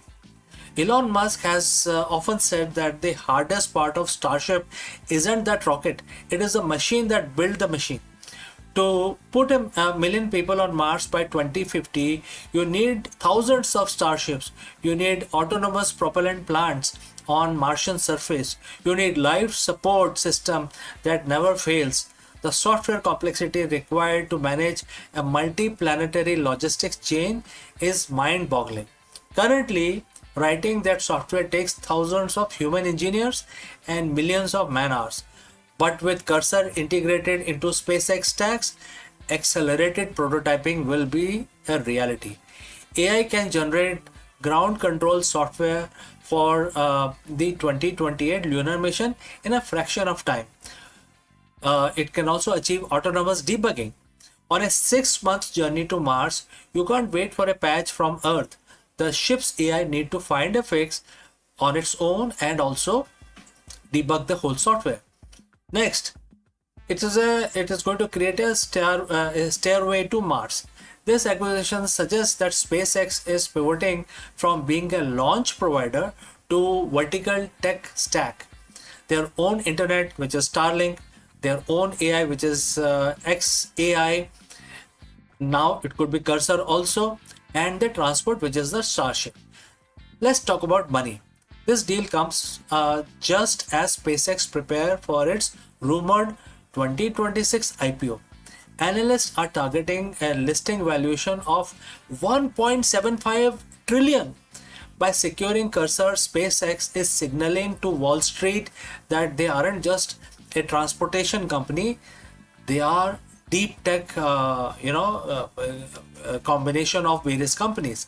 If they can prove that their AI integrated engineering can cut the cost of reaching Mars by 90%, a 60 billion acquisition start to look like a bargain. However, not everyone is convinced. Critics point to the anthropic shock earlier this year that wiped billions of IT giants. They ask if this a visionary move or is it another overvaluation in a red hot AI market. Whether SpaceX Cursor buys the Cursor for $60 billion or stay in a $10 billion partnership, one thing is clear: the future of space exploration is no longer just about fuel and physics, it's about intelligence. If Starship is the body that takes us to stars, the AI acquisition is the brain. We are watching the birth of the company that controls the physical and the digital infrastructure of the next century. So, friends, what do you think? Is $60 billion fair price for the key to the red planet? Or is the AI bubble reaching escape velocity? Let me know in the comments below. And don't forget to like and subscribe for more deep dives into technology shaping our future. I'm CK and I will see you again in the next one. Before I go, I like to say a few words about our affiliate partner. Stop settling for a good enough video. If your built-in laptop camera looks like a grainy mess, it is time for an upgrade. Want to instantly level up your video presence? I like to present the Lenovo Performance FHD webcam. This is a game changer for your desktop setup. Technically, this is packed. It has a very sensitive RGB sensor, very crisp photographs it takes. Also comes with two microphones on board, which helps you to record very clear voice in stereophonic format. And these microphones are very sensitive. You can actually move away from the camera up to 2 meters and these microphones will pick up your voice without any problem. This is a very strong piece. This is very sturdy. Comes with tripod ready. Comes with a very long leash, so it gives you a lot of flexibility to place the webcam wherever you want to keep in your studio. And also it has a swivel base, which is also very handy. So if you want to basically level up your game and you want to pick up this camera at a discount, please click on the link here or scan the QR code. Now let's get back to our video.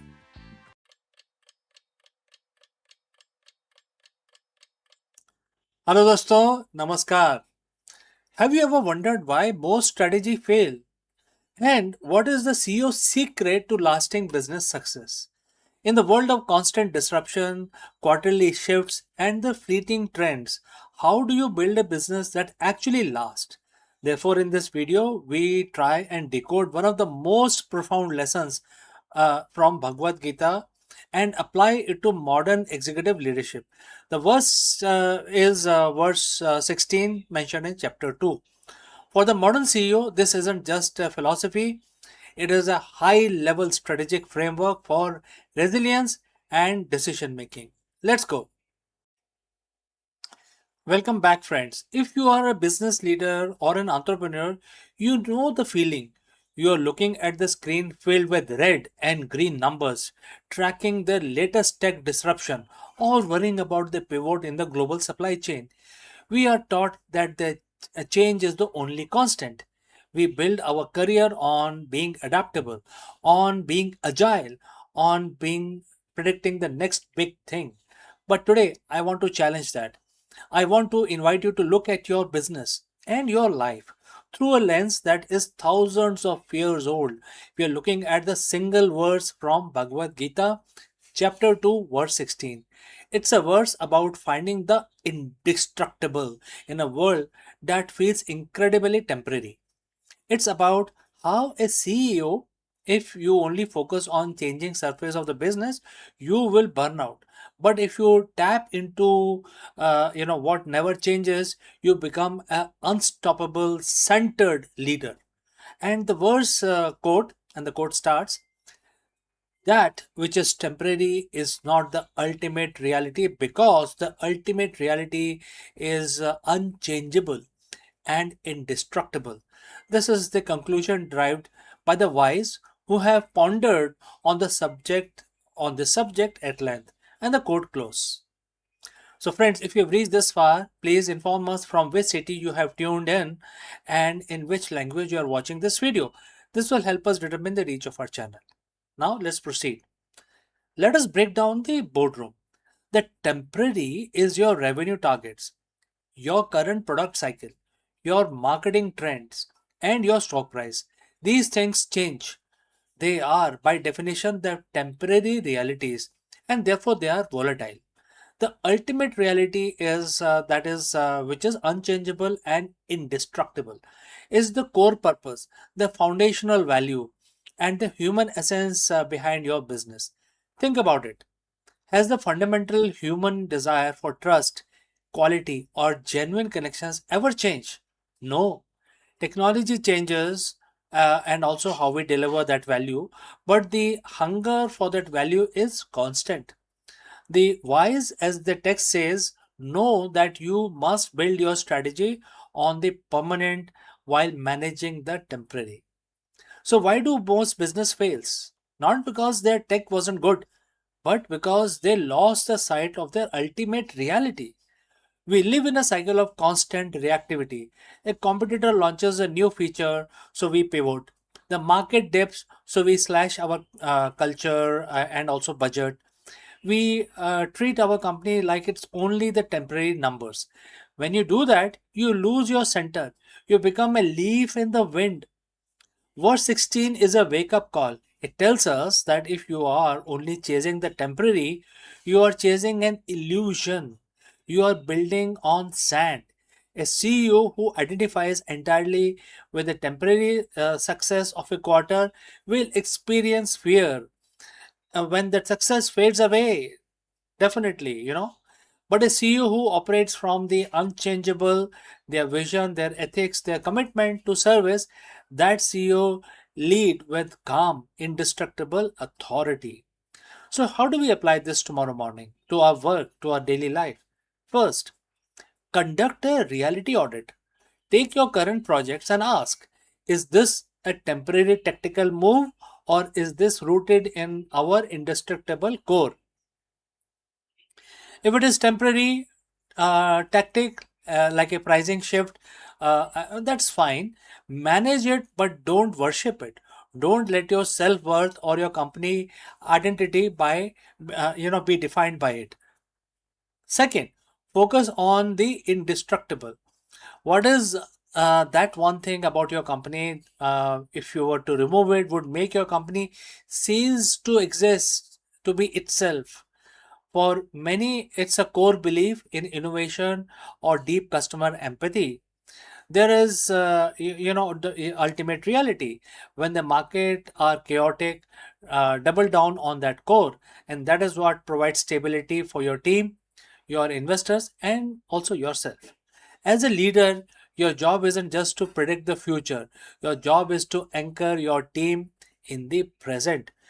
When you show up with the understanding that while external circumstances are constantly shifting, your integrity and purpose are unchangeable. Your team gains confidence.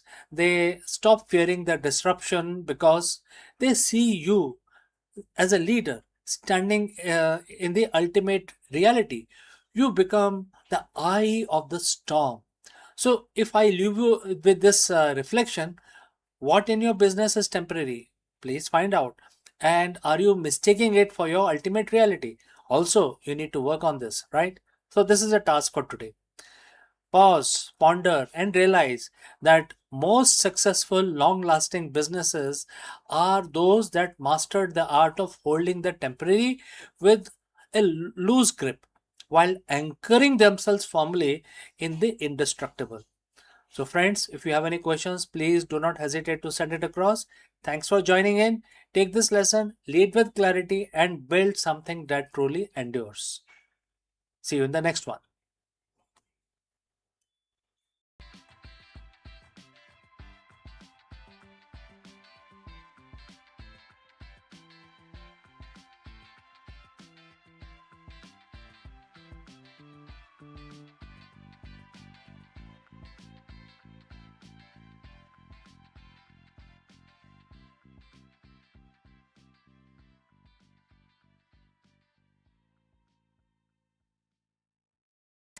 The universe has always carried secrets in silence, but sometimes silence trembles. When black hole collides, they send ripples across space-time. Gravitational wave that race through the cosmos like a faint echo of creation itself. For decades, these waves were thought to be mere messenger of cosmic violence. Yet now, the hidden within their rhythm, scientists believe that they may have uncovered something far more profound and the elusive fingerprint of dark matter. Dark matter, the invisible weight that binds galaxies together, has long been the phantom of physics, felt but never seen, and in theory never touched. And now that through the subtle distortion in space-time music, it may finally be whispering its presence. Imagine the cosmos itself humming within the hidden chorus, a song carried not by the light but by gravity's most delicate thread. And that is the story unfolding today, the possibility that the gravitational waves are not just echoes of collisions, but for the first time, the audible clues to the shadowing substance that shape our universe. So let's find out more.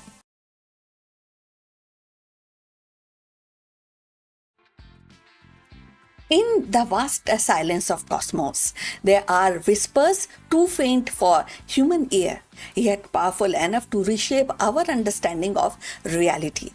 Among these whispers are gravitational waves, ripple in space-time born from the violent collisions of black holes and neutron stars. For years, the scientists have listened to these waves as a messenger of cataclysm of event, but now they may be carrying a deeper secret and evidence of dark matter itself.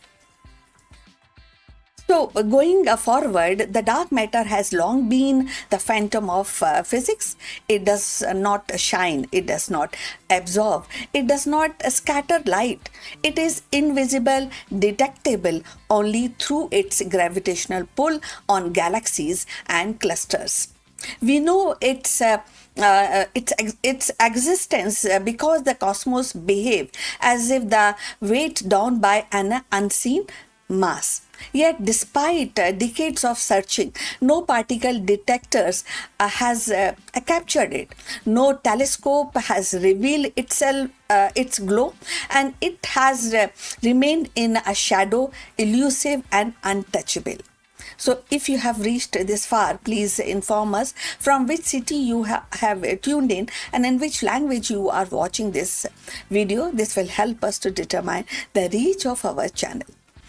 So, going forward about these waves, but gravitational waves offer a new lens.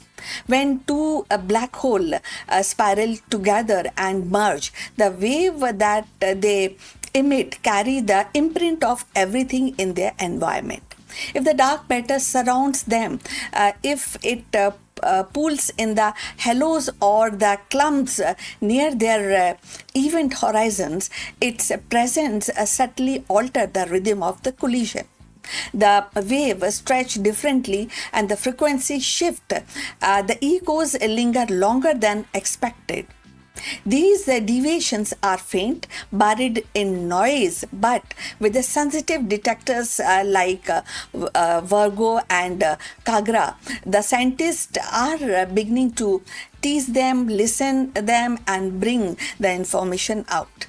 Recent analysis suggests that some recorded signals cannot be explained by ordinary physics alone. The pattern hint at an invisible partner tugging at the dance of a black hole and dark matter interacting not through the light but through the gravity's most delicate thread. Imagine two massive black holes colliding and their spiral slowed ever so lightly by the halo of unseen particles. And the resulting wave carries that story across the billions of light years and arriving at Earth as a faint tremor in space-time. If confirmed, this will be definitely revolutionary. It would mean that the dark matter is not merely a passive backdrop, but an active participant in the cosmic drama. It would provide the first direct evidence of its distribution around compact objects, offering clues to its nature, whether it is made of exotic particles, primordial black holes, or something stranger still. And that we have to really find out. We have to look towards the physicists for their new findings. The implication ripple outward. Dark matter may influence how galaxies form, how stars die, and how the universe itself evolve. So, by mapping its fingerprints in gravitational waves, scientists could chart its hidden architecture, tracing the invisible presence upon which the cosmos is built. It is as if we are learning to read a secret language written into space-time itself. For the layperson, the idea is both haunting and very exciting. We live in a universe where most of the matter is unseen, yet it shapes everything we know. Now, through the faintest vibrations of space-time, we may finally be hearing its voice. So dark matter, once silent, is actually beginning to speak through the music of colliding black holes. So as detectors grow more sensitive and the data accumulates, the whisper will become clearer. Each new gravitational wave may carry another clue, another brush stroke in the portrait of invisible. And in that portrait lies the possibility of solving one of the greatest mysteries of modern science. And that is, what is a dark matter that binds the universe together? The journey is far from over, but the path has been illuminated.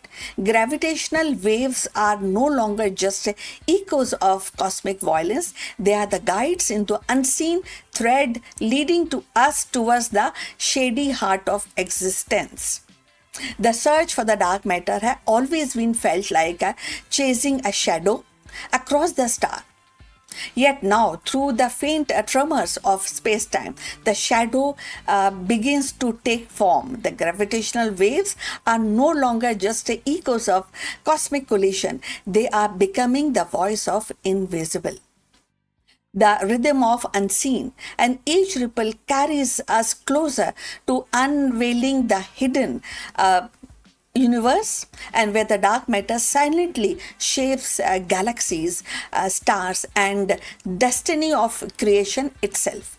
Perhaps the greatest revelation is not that we are finally hearing the dark matter, but that the universe has been singing all along. We simply need to learn how to listen. So now we have come to the end of this video. Thanks for watching. Please like and subscribe our channel and see you in the next one. But before we end, few words from our affiliate partner.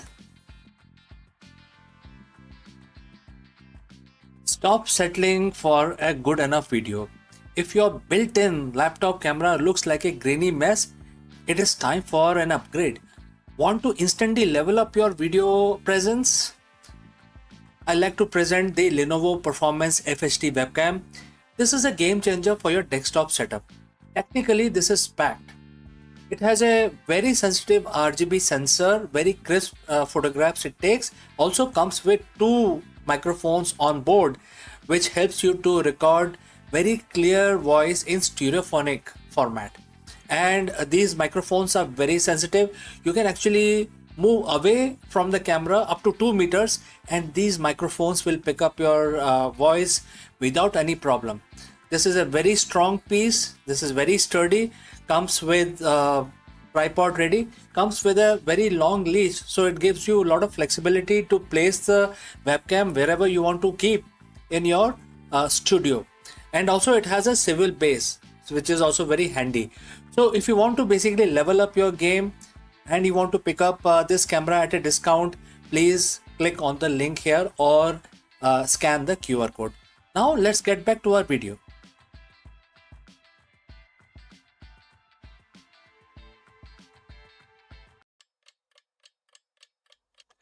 Hello friends and namaskar. What really happened in 1857? Was it a Sepoy mutiny or the first spark of revolution that would change history forever? In this deep dive, we explore the explosive events of 1857 uprising and how India shook the British crown to its core. Let's go. History is rarely a straight line. Often it is defined by a single explosive moment, a spark that catches fire and consumes the status quo. For the British Empire, that moment arrived in 1857. To some, it was a Sepoy mutiny. To others, it was the first war of independence. But regardless of the label, one thing is certain. In 1857, the heartbeat of the British Empire was stuttered. Today, we are diving into the dramatic, bloody and world-changing event of 1857 uprising. How did a collection of disgruntled soldiers and local rulers manage to shake the most powerful empire on earth? Let's find out. To understand the explosion, we have to look at the pressure cooker that was India under the East India Company. By the mid-19th century, the British were no longer just traders. They were masters. They controlled the vast land through a mixture of treaties and outright annexation, and the doctrine of lapse, a policy that allowed the British to seize any princely state where the ruler died without a direct male heir. But it wasn't just the king and the queens who were angry.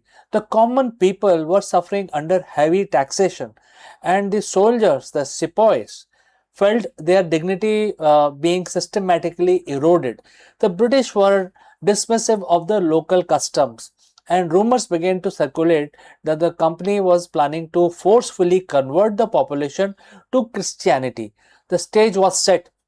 All that was needed was a matchstick. So friends, if you have reached this far, please inform us from which city you have tuned in and in which language you are watching this video. This will help us determine the reach of our channel. That match arrived in the form of a rifle, the pattern 1853 Enfield. The new cartridge for this rifle was rumored to be greased with a mixture of cow and pig fat. Think about the implications. For Hindus soldiers, the cow is sacred. For Muslim soldiers, the pig is forbidden. To use these cartridges, a soldier had to bite off the end of the paper casing, effectively forcing them to consume materials that violate their most sacred religious beliefs. In January 1857, the outrage began to boil over. It wasn't just about religion, it was manifestation of the deep-seated humiliation. In March, a young soldier named Mangal Pandey refused to use the cartridge and attacked his British officer. His execution turned him into a martyr, and within a week, the spark in one garrison became a wildfire across North India. The rebellion officially ignited in Meerut on May 10, 1857. Soldiers marched on Delhi, the former seat of Mughal Empire, and declared the aging Emperor Bahadur Shah Zafar as their leader. The uprising was not a single coordinated military campaign, it was a massive decentralized eruption. In cities like Lucknow, Kanpur, and Jhansi, the rebellion took different forms. In Jhansi, the Rani Lakshmi Bai became an icon of defiance, leading her troops against the British with unmatched courage. For the British, the situation was dire. They were quite spread thinly, caught off guard, and for a few months they were genuinely terrified that they would be driven out of the subcontinent entirely. The invincible British administration was scrambling for its dear life. The British reaction was swift and brutal. They poured reinforcement into India and launched a series of counter-offensives that were as ruthless as the rebellion had been chaotic. The siege, massacre, and the betrayal defined the final stages of the conflict. By 1858, the rebellion was effectively crushed. But the victory came at a massive cost. The British realized they could no longer govern India through a private company. The East India Company was dissolved and control was transferred directly to the British Crown.